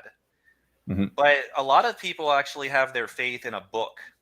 And I think that when your faith is in God is dependent, I know you have different reasons, but there's a lot of people whose entire perspective on God is predicated on the idea that there's a book that doesn't have errors. No, I think if all of the religions on earth that exist were all false, there could still be a God. Oh yeah, so that's logical. But unfortunately, because of how people wrap a bunch of things up in their mind, it all comes as a whole.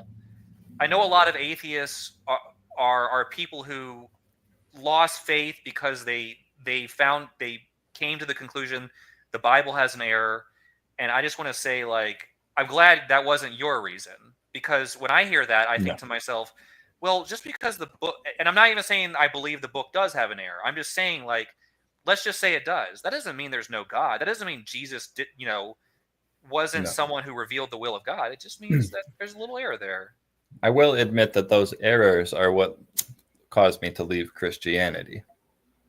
Yeah, so even then, I think that I held on to my. Sorry, not to cut you off. I was just going to add. I held on to my faith in God for many years after I walked away from Christianity. For almost 10 years, probably. I think what I'm going to recommend to you is that if you remove all there is a core truth to Christianity that, if you want to go the route of saying that there are errors, that's perfectly acceptable. I'm just going to submit to you that Christ supersedes the Bible itself. Okay, so the Bible came, the New Testament documents came decades and centuries after Christ. Okay, and Christianity existed before the Bible did. So there was a time. Yep. Excuse me. Sorry about that, man. I just coughed. I'm sorry about that, but what I'm trying to say is, sola scriptura, I don't agree with it because there was a few decades there. Sorry. There was a few decades there where no New Testament document existed, but Christianity existed. So were there no real Christians at that time? And you know what I'm saying? Oh So no, there was oral tradition. You know what? This was an right. oral tradition thing for a long time. I bet So I decades, maybe even. so I think I know you're far away from any of it where you are right now, but what I'm trying to say is Yeah, yes, there can be a true Christianity aside from the fact that of whatever the Bible says. Okay, now it'd be hard to find it, but I think that at least the frame of it can be seen through the current Gospels and other historical evidence, in my opinion. yeah. If there is some root of truth, like I agree, the Gospels are where we should turn. Right. Not John, not And believe it John, or and not not, Luke. you know what is also good for just historical reasons to find history. I think that if you read the church fathers, especially the first before the year 200, because I think by the year 200, most of the corruptions had been introduced, including the I manuscript. agree. So if you read, I think by the year 100 is my opinion. 100, yeah, somewhere between 100 and 200 in my opinion. But I think when you read some of the earliest Christians, you can actually find a lot of good information about what Christianity actually looked like the Didache and Yeah, and Clement of Alexandria. Excuse me, yeah. Clement of Justin Rome. talks about the Didache a lot. I haven't actually read it Justin, myself, but yeah, yeah, Justin Justin. from Deconstruction Zone, he talks about the Oh, Didache quite a bit. well, I thought you were talking about Justin Martyr. Yeah, read Justin Martyr. He's a second century Christian uh, thought leader, if you want to call him that. Yeah, He didn't I'm get everything familiar right, with but him.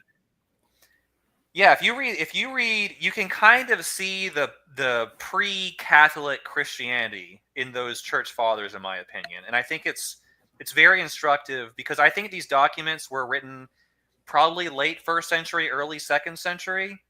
Mhm. So they do give us a glimpse into what the original Christians were actually saying and thinking before everything was manipulated and corrupted by the Catholic Church. The proto Catholic Church, as I call it, Tertullian, Yeah, Irenaeus, and all them, I agree. Polycarp. They should be. A lot of people don't like to consider those groups Catholic, but I agree with your standpoint. They were a proto-Catholic anyway, at the very least. I think that they formed the ideological foundation from which the Catholic Church emerged. The Catholic Absolutely. Church proper. Again. Yeah. Yeah. So as far as that, and honestly, like I think that also, again, we're running short here, but I think that I'd like to hear your ideas on why you just don't think God exists at all. Like, because obviously that's separate from whether Christianity is true. The only But reason it's not that I don't think he exists. I'm not convinced that he does. You know what I mean? I've never seen any good evidence, and I've heard, you know what I mean? I've spent thousands of hours listening to religious arguments about God. I've heard every single religious argument you could imagine about the existence of God, and none of them have left me convinced that he exists. I guess I just don't really have. I can't force myself to be convinced of something. Like I need evidence to Yeah. help me realize that it's true. It just sounds unbelievable, and I haven't I seen think, any good evidence for a God. And there, and also like this, just like God, like the idea of gods, like they seem to develop all over the world, and they spawn off of each other's stories, and it's just like a big chain of people, adapting the original idea that seems to have come from Mesopotamia or Sumeria directly or something, or maybe even Gobekli Tepe, but it seems to be a human-made concept, like the actual concept of a god in general. The whole idea of a god just seems to be a human idea. And in my opinion, the universe might be eternal. I have no reason at all to believe that the universe isn't eternal. And all evidence seems to point to the idea that the universe is eternal. Like for instance, not all evidence. There's not great evidence for this, and it's not even like a confirmed belief by physicists. But like the first law of thermodynamics tells us that matter and energy cannot be created or destroyed. And that does allude to the universe being eternal, in my opinion. Well, I think you're getting into a conflict with modern science. Not that modern science is definitely correct, Yeah. but I think that with the Big Bang theory, what they will say is that the current universe only existed in its current state for the last 14.5 billion years or so. So before that, it was It's not that it existed. It's not that it existed. It's just that it's been in this state for that amount of years. It didn't. The Big Bang theory doesn't say that the universe was created during the Big Bang. I Nowhere in understand. the Big Bang theory Well, does it say that. It just describes an expansion that happened from a singularity. It doesn't. There could have been something before that. It doesn't say that nothing was before the Big Bang. You know what I mean? It's I just agree. describing an event. It's just Well, describing an event that happened. I agree. Now that's what scientists are saying. I think if you look back far enough to the 60s and 70s, they were saying the Big Bang it was created from nothing. But they've Yeah, kind of it's an idea that they had, but all I'm getting at is that there's no evidence that it was the beginning. They just thought that because everything was so close together, you know what I mean, that must have been the beginning, but there's no there's no evidence that there was nothing before that. what the scientists are saying is that the singularity it existed in a state that is completely alien to the current state of the universe. So there were no laws of physics at that It's time. not that there weren't laws of physics, it's that they were extremely warped, and time, the laws of physics, the laws of everything that we could imagine was completely warped into a different state, but it didn't not exist before that. It just Right. drastically changed as time went on. And what I submit to you is our scientists have no basis for making any of those claims. That the laws of physics could be warped, the space time fabric could be. It's all they have to because there are problems with the It's not a singularity. claim. It's not a positive claim. They're not claiming that there was something before the Big Bang. They're just saying that the Big Bang happened, and they're not claiming anything about what was before the Big Bang, and they're not claiming that the Big Bang was the creation of matter or the creation of the universe or anything like that. It's just an event that happened in time. So, well, we could get into that. Dirty Varmint. Uh, I've had a number of conversations. I think Dirty Varmint was on the panel the last time we were on my channel. Yeah, He I says, "Does liked him. Andy He have?" made some good points. Yeah, he does. He makes a lot of good points. He has a better understanding than most as well, in my opinion. He says, "Does Andy have evidence that his car had a creator? What is the evidence that his car had a creator?" So, how do you respond to that? My evidence is that Mazda has been manufacturing cars for like 40 years. Okay. So, so that's, I get where you're going. I'm being facetious, I guess. So, because things on Earth look like they have a creator, we jump to the conclusion that the universe must have a creator. I guess I I just don't think see why we would apply that because the things on the Earth aren't actually created. Like the car is more or less built. Created would be the wrong word because all of the atoms that make up that car already existed. And same with people. Like all of the atoms that make up people already existed before we were born. We weren't actually created. It's just a recombination of atoms that were already existing. isn't that kind of what Genesis says God did? He formed humans from the dust of the earth. So he Yeah, but atoms isn't dust. You know what I mean? Yeah, It's but not at all. it's poetic language, but basically it says God took the materials of the earth and put them in the shape of a human. So it's kind of the same Yeah. thing, though, right? Yeah, and not to go back to this again, but that seems to come directly from Babylonian mythology as well. Even Enki so, formed humans well, out of clay. well, maybe the Babylonians knew what they were talking about. Yeah, that's a position Maybe that's that's been why the Jews proposed to me. copied them. They were like, man, these Sumerians were smart. They had all. I will admit, just on a technical basis, like the Babylonian mythology technically is more believable to me than the biblical mythology, Hmm. just because it's earlier. And I you know will what I mean? say the biblical Genesis archaeology and myth narratives is not my forte. I wish it was because I'd be able to have a more substantive conversation with you. But I think that maybe that's an area of investigation for me. I'm more into like the non religious like scientific evidences for God and like the philosophy behind the religion, why it makes sense. But So to me, I guess like I never really like looked too heavily, even though I knew like there's Gilgamesh and the flood of Noah and all that, and there's Deucalion from the Greeks and all that. Like I Yep. don't know. I guess it didn't really bother me that much. Well, Deucalion seems to be taking from the Babylonians. You know what I mean? He's not taking from the Jews. That came from the Babylonians.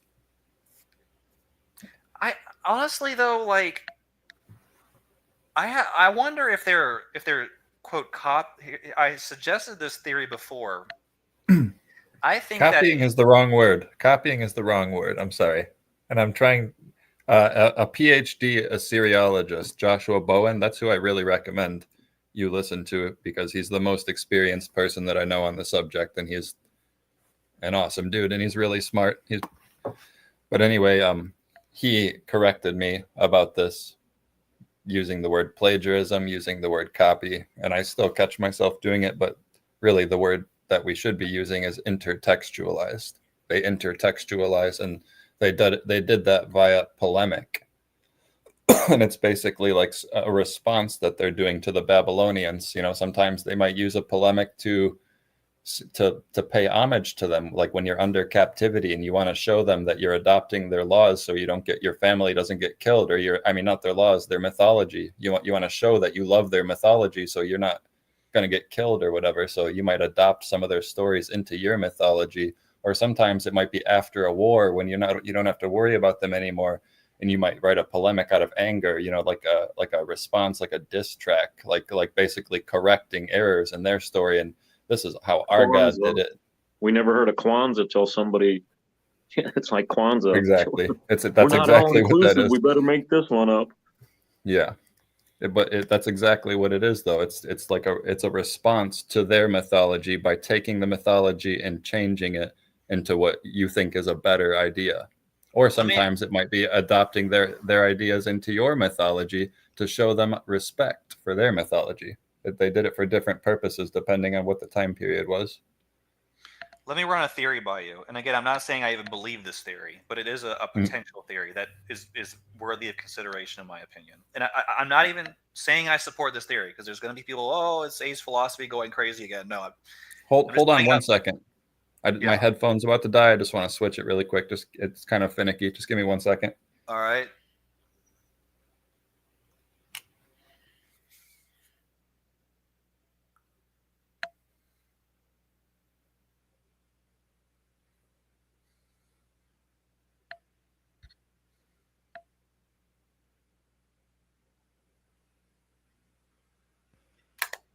All right. Sorry about that. I got it. I think that in all of these ancient cultures, in that time frame, in that period of human development, it was the religious. There was basically a priestly, like, government and religion was interfused. Okay. Mm-hmm. And there was a priest caste. Like the Greeks had like priests, the Sumerians had priests, the Egyptians had priests, and these priests had a position of authority and knowledge in society. They're like generals, basically. Yeah. Oh yeah, they're like generals, and they're like a combination of general and professor. Exactly. They were even kings. They were seen as having very high authority. Yeah. So I think that what is possible is that these priests in these various societies, these priest kings, were trying to convey ultimate truths, universal truths, in a way that was culturally relevant to each of the societies.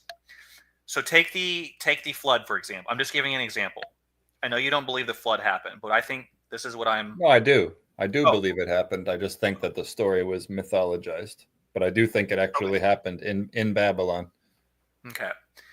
Right. So I think that the flood was perhaps global in nature, more than just the Euphrates and the Tigris. I think that it affected Greece. I think that it affected the North America.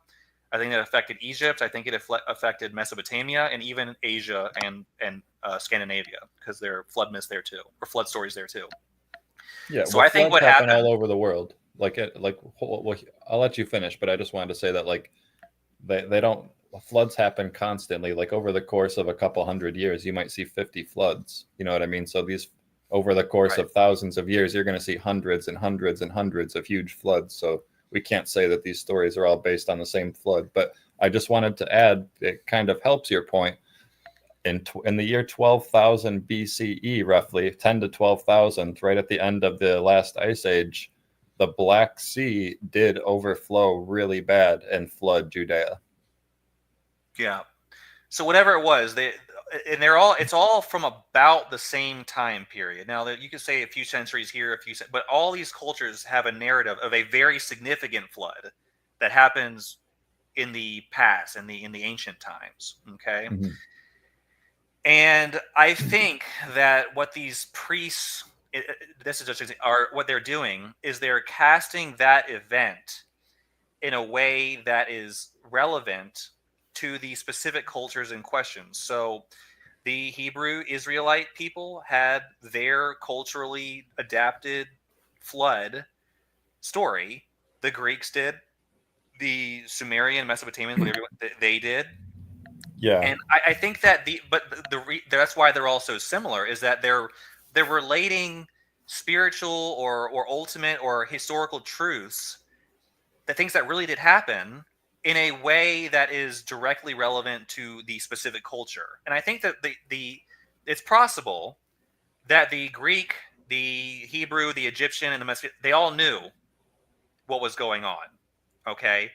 But they also were like, they're very isolated. They're not isolated, but they're these tribal people.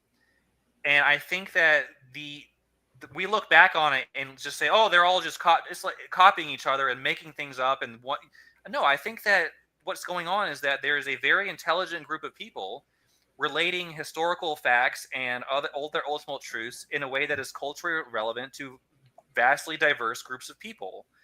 And that's why I think there are these similarities that exist. It's not that they're making things up and copying from each other.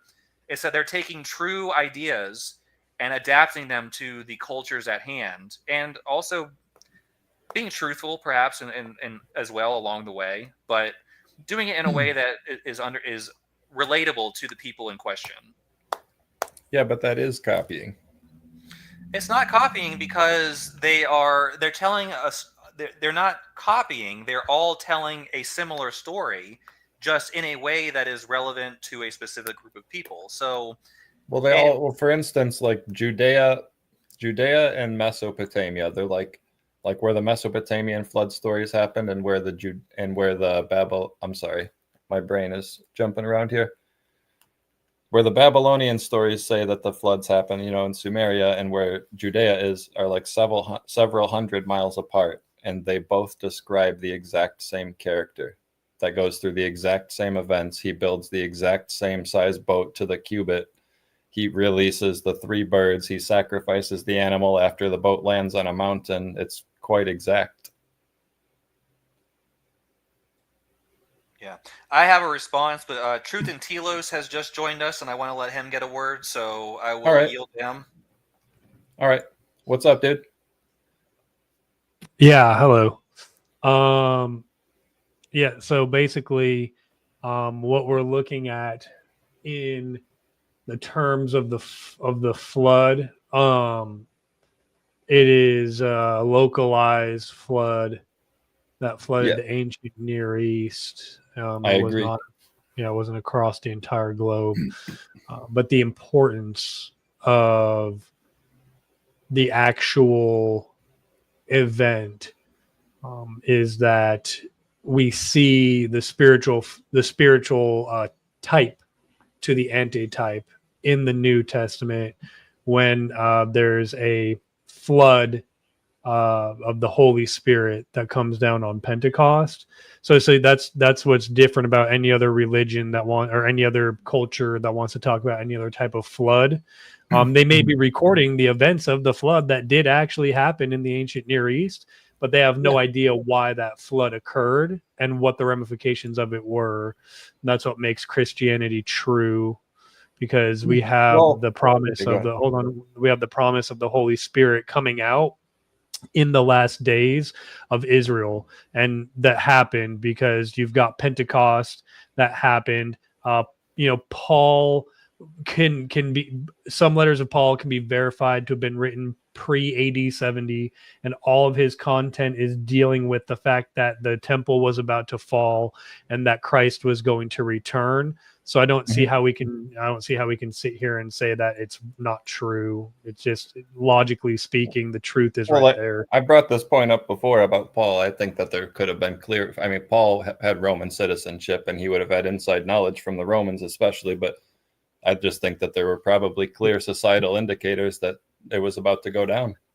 Yeah, and Andy, with all due respect, you do know that there was no behind the scenes plotting to go and destroy the temple in AD 70, right? It was actually in response to in response. I don't hold that belief. I don't hold that belief. Okay, so what do you think happened leading up to AD 70? With what? What do you mean? Well, you're saying that the Roman Empire had some sort of agenda to go in and destroy Jerusalem prior to AD 70, and that it was something that could have been. There could have been. Yeah, I'm not saying I have evidence of that. And a snake could crawl out my butt and bite me in the ankle, right? Yeah. Well, I mean, you were just asking. You had just said, why else would Paul do that? And I'm saying, well, maybe he had some knowledge that we don't have. I didn't say that. What I said was, there is no indicator that this was a preconceived plot that Paul could have had some insider knowledge into. This is a result of uprisings that were happening throughout the region. So it's kind of like Paul, in a way, was saying, hey, in Jerusalem, they're going to revolt against the Roman Empire, and that's going to end up in their destruction. There's no prior knowledge that he could have gotten as a Roman citizen to say that, if not through inspiration of God. Well, Micah 5. Yeah. That's a strong statement that I disagree with. But you can't deny it is the problem. You can disagree with it, but we have proof that the Old Testament was written at least in 500 BC. That's 570 years before the events of AD 70, and they're all pointing to the same event. Yeah. It's prophetic. Mm-hmm. I disagree about them pointing to the destruction of the temple in the Old Testament. I mean, so I don't think Joel, that's what they were talking about. They're talking about the actual temple that got destroyed by the Babylonians. Okay, but let's talk about Daniel. So Daniel was having visions of kingdoms in the time of Babylon. So the temple was already destroyed, right? They're in Babylonian captivity. And Daniel it specifically has a vision of 4 kingdoms. And at the time of that 4th and final kingdom, there would be a destruction of I guess I should say there'd be 70 weeks determined for his people, his city. So this is talking about, Israelites, Hebraic people, and that at the time of the fulfillment of that 70th week, we would be having the coming of Christ, the son, the one that was sitting upon the cloud, looking like the Son of Man, approaching the Ancient of Days. Yeah, I don't think I would go that far, but I see what you're saying. So let's talk about it like that. If Daniel could be verified to have been written in at least 400 something BC, how do we have a very clear, specific timeline that matches up with all the stuff that these Old Testament prophets are talking about, and it's culminating in Paul, who wrote prior to AD 70, and he's speaking in regards to something that was the result of Jerusalem revolting against the Roman Empire. So you would have to say he had insider knowledge into the Sanhedrin and that they were going to revolt. Not that he was a Roman Empire and had inside knowledge to the Romans doing that. Yeah, not necessarily even just inside knowledge from the Romans, but just realizing that they were going to screw themselves over and get themselves taken over or something. I'm not really sure. I would just proposed it as a potential. Okay, and that's fair. So what you would be saying is Paul saw societal indicators and he decided on a whim to be like, oh, all that stuff that was talked about in the Old Testament, it's actually going to be coming to pass in AD 70 because I've got Okay, I realized I didn't even address that. Okay. Yeah. So it's like Well, there are other possibilities that we could think up. You know what I mean? It doesn't for sure point to a God existing. I would say. I mean, I don't believe that a God exists, so my inclination is to think that they're trying to make it look like the Old Testament prophecies are coming true, and then maybe Who just is trying to make it look like that? Well, it could be Paul, it could be the Romans. I don't really know. We don't have a ton of information. So let me just make sure I get this straight. The Roman Empire, which was the largest empire on planet Earth at that time, the mightiest empire, had the most wealth, had an entire pedigree of things that were going on in the city of Rome. You're saying that they wanted to, for no particular reason, take interest in little itty bitty Jerusalem that was like kind of microscopic in the grand scheme of things, and say, we want to make it seem like their Old Testament prophecies are coming to be fulfilled. Yeah, well, I think it was coupled with the Christ story blowing up, you know what I mean, and the big following. They probably I don't even entertain this as like the truth. I'm just proposing it as a potential other than God. But right. I think that maybe they could have seen like the potential to capitalize on a big growing movement. And so their response to that is, we're going to go destroy the temple in Jerusalem. To make it look like Daniel's prophecy came true, to add validity to the story. Okay. Remember the and Jews? It's just a possibility. I don't believe that's what happened. I'm just thinking up other ideas. Okay, so what do you believe happened then, Andy? I just don't think there's good enough evidence. It seems like there's a lot of forgery and plagiarism in the story. I don't really have a strong opinion on what happened, but I don't believe that it's true. Like any of the miracle claims or magical claims or powers or mysticism or anything like that. Never asked about miracle claims. When you ask what I think, I'm telling you that I think that those things are false. Well, I'm sorry. I'm talking about, what do you think about the destruction of the temple in AD 70 perfectly lining up with something that was written over 550 years before it happened, I guess. Yeah, I think the idea that they did that to make it look like Daniel's prophecy came true seems more likely than a God existing. You do know that virtually, I mean, I'm not going to say every single person, because I'm a Christian that believes that. Yeah, I feel the appeal to authority coming. No, I'm just saying you would, the onus of the burden of proof. I'm in the minority. It's not a position I'm Andy, holding. It's not about minority. Yeah. Hey, look, I get it, man. I'm in the minority. I'm a full preterist. That's like 0.0001% of Christians, right? But what I'm saying is, the burden of proof would be on you to find some kind of evidence that would point towards the Roman Empire being so intertwined in caring about the Old Testament prophecy of Daniel that they knew to line up to the exact timeline the destruction of that temple. Like they sieged Jerusalem for 3.5 years, and at any point during that siege, it could have been like, okay, we're going to destroy the temple, but it happened in a very specific manner on a very specific date. And you're saying that this is some grand conspiracy. Do you know that even with today's modern technology and modern military might, that would be a nigh? I would say it's statistically impossible to pull that off. Is it? Absolutely. How can you factor in all the different factors of a 3.5 year battle to say, okay, but at this very specific point in time, the temple is going to be destroyed? Well, I mean, you just tell your army to hold off until the 3 years is up and then just rush in. I mean, this is the Roman army we're talking about. Have you ever read Josephus's Wars or Antiquities of the Jews? I've more heard about them than actually read them. I've kind of leafed through little bits of it and stuff. Yeah, and then there's also I think his name is Arcticus that details what was going on at that time. I think that the problem is you have a bias against the possibility of God being real. So you would tell yourself anything, right? So you would tell yourself anything to make it not be true. But let's look at it like this. Historically speaking, if you were to read a history book on the Civil War, do you think the Civil War actually happened? Yeah. Do you think that it was some grand conspiracy that the Civil War just happened to pop off? There's no magic and miracles in the Civil War stories. Okay. Well, okay, that's fine, right? So let's look at it. Like I said, I don't even want to take into account the miracle healings of Jesus or anything like that. I'm talking specifically from a militaristic historical standpoint. Yeah. We have historical documentation that documents this war happening, the siege of Jerusalem, the events Yep. leading up to it, and what the eventual outcome was, which is the destruction of that temple.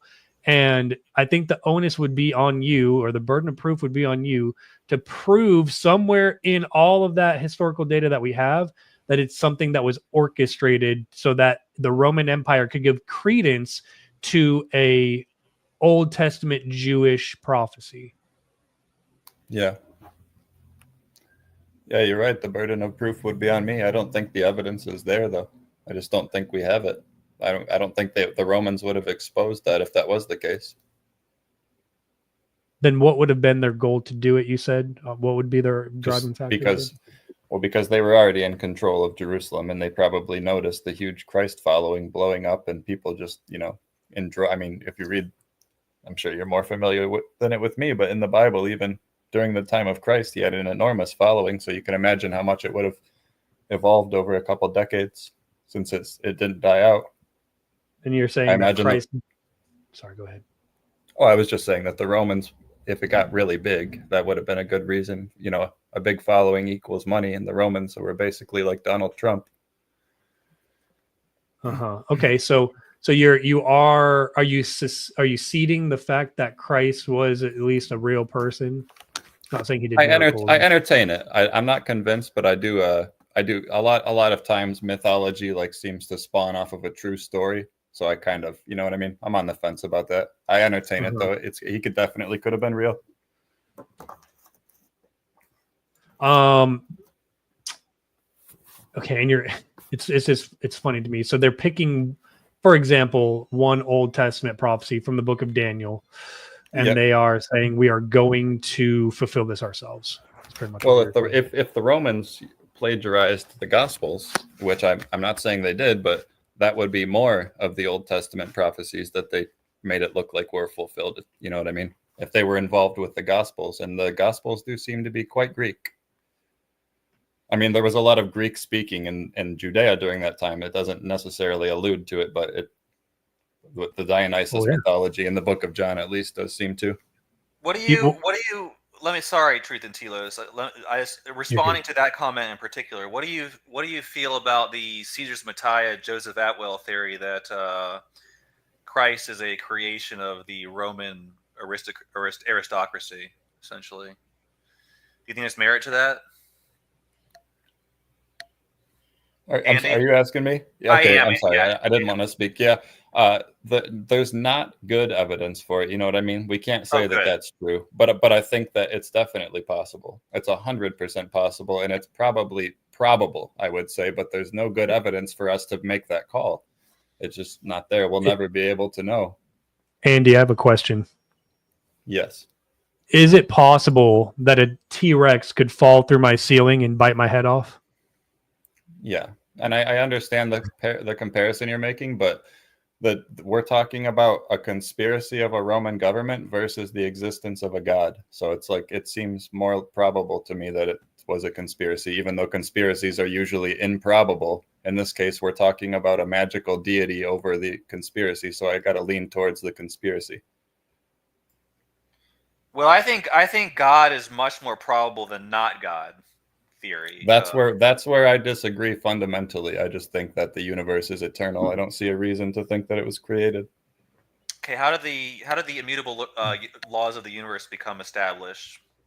They could have evolved. They could have evolved as a result of the Big Bang and the expansion. We don't really know. So you're saying it's, in your opinion, that so you're kind of rejecting science, which says that we don't observe changes in the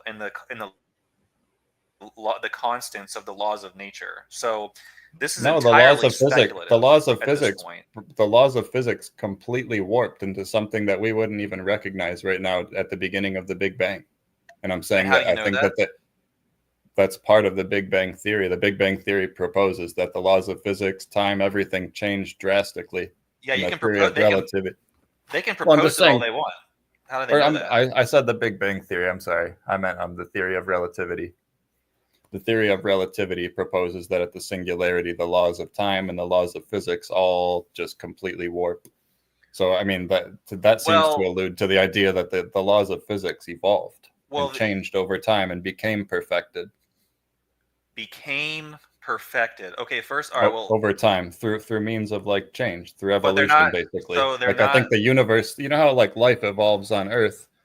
I think that the laws of physics and everything, every part of the universe is probably subject to evolution in that same way. Yeah, the problem is there's literally no evidence that the laws of physics change, and the There Big is. Bang. Well, no, there isn't The because theory of relativity is the evidence for that. the theory of relativity doesn't say the laws change. It's just a theory that exists within the. This It is does say this. the laws changed. It literally does say the laws changed, though. I just want to point that out. It does, for real. Well, I've studied the theory of relativity. I've never heard anyone suggest that the laws of physics change as a result of what's proposed in that theory. But here's the thing: the honestly, Andy, you're the first person, even atheist, skeptic, whatever you want to call yourself, I've ever heard say that the laws of physics evolve. Now, I've heard people say that in the singularity, the laws of physics were different, but once the expansion began, that essentially since that time the laws of physics have been constant since that moment. I mean, unless you know of people who are making a different case. Whatever the case, the laws of physics are what they are. So the question is, what determines the laws of physics to be what they are? Is it the existence of matter itself doesn't establish what the laws of physics are? Okay, so there has to be some sort of essence behind what's observable that's kind of All right. I'm controlling. sorry. I made a mistake. It is the Big Bang Theory. It was not relativity.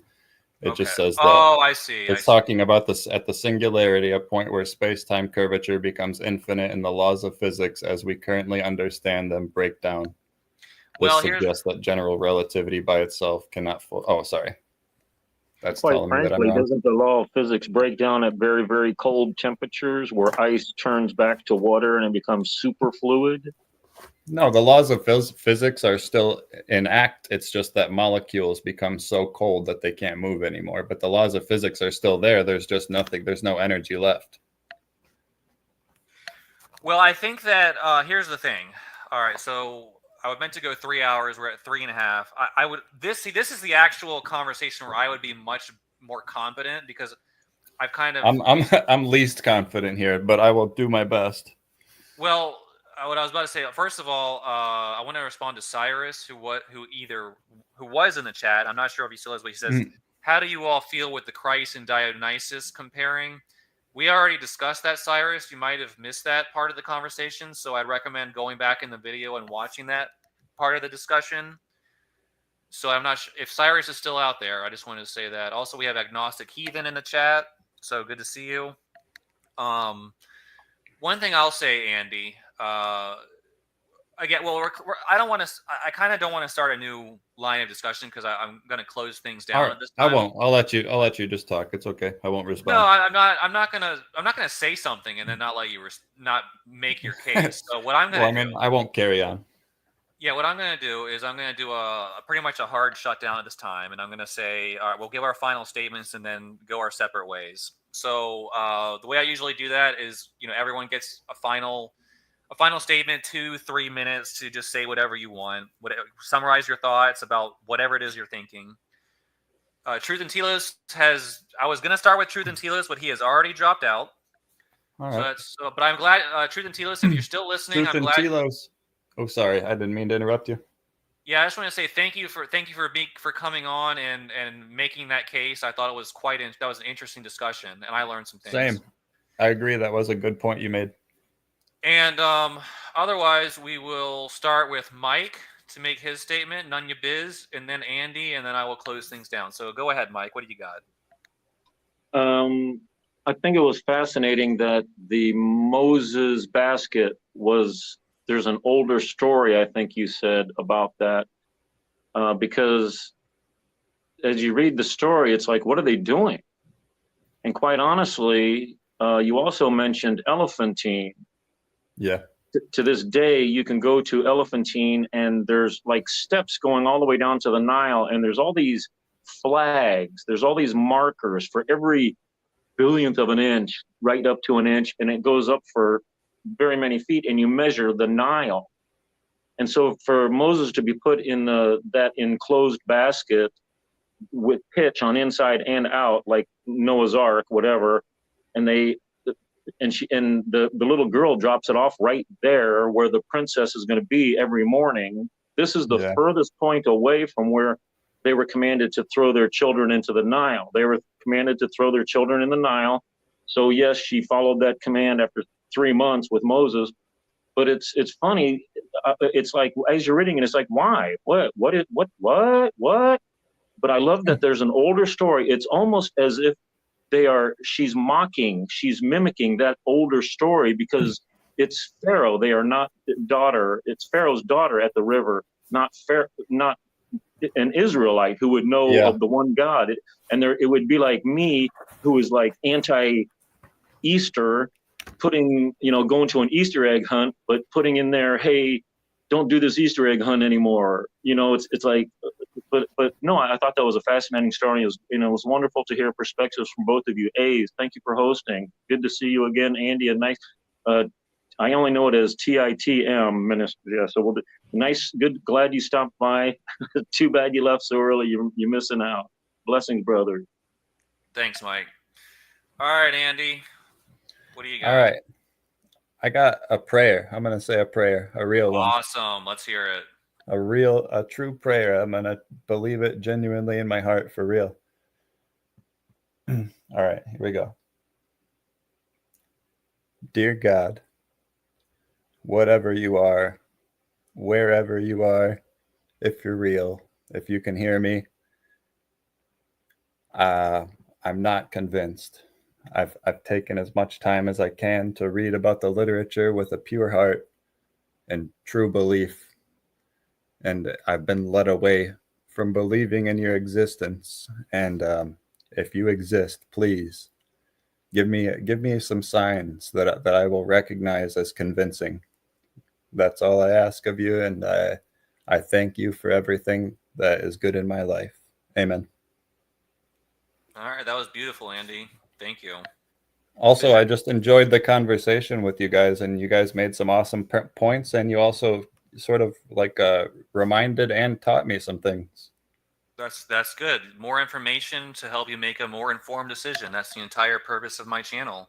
You may not come to the same conclusions I do, but it helps you, get to that ultimate truth you're seeking. So that's true. I really am. And if it ends at a God, that's the best outcome possible. That's what I want more than anything. I want God to be real. Yeah. Well, I think maybe in a future, if assuming I'm able to do more of the, we can go kind of get more into that. What you were just talking about with the Big Bang, and why I think God is more likely than not God hypothesis. Something that's when we can talk about in the future. That's awesome. I really look forward to that. I check for your channel to go live every day, so I'll be watching. Yeah, I have a sporadic schedule, so I can't say when, but you're certainly welcome whenever it does happen. That's good. I like your conversations. You guys have really deep conversation. Same with LJ. The other one, Stand on Christ Ministries. Even though his accent's a little thick, I have a hard time understanding him, but I like what he has to say.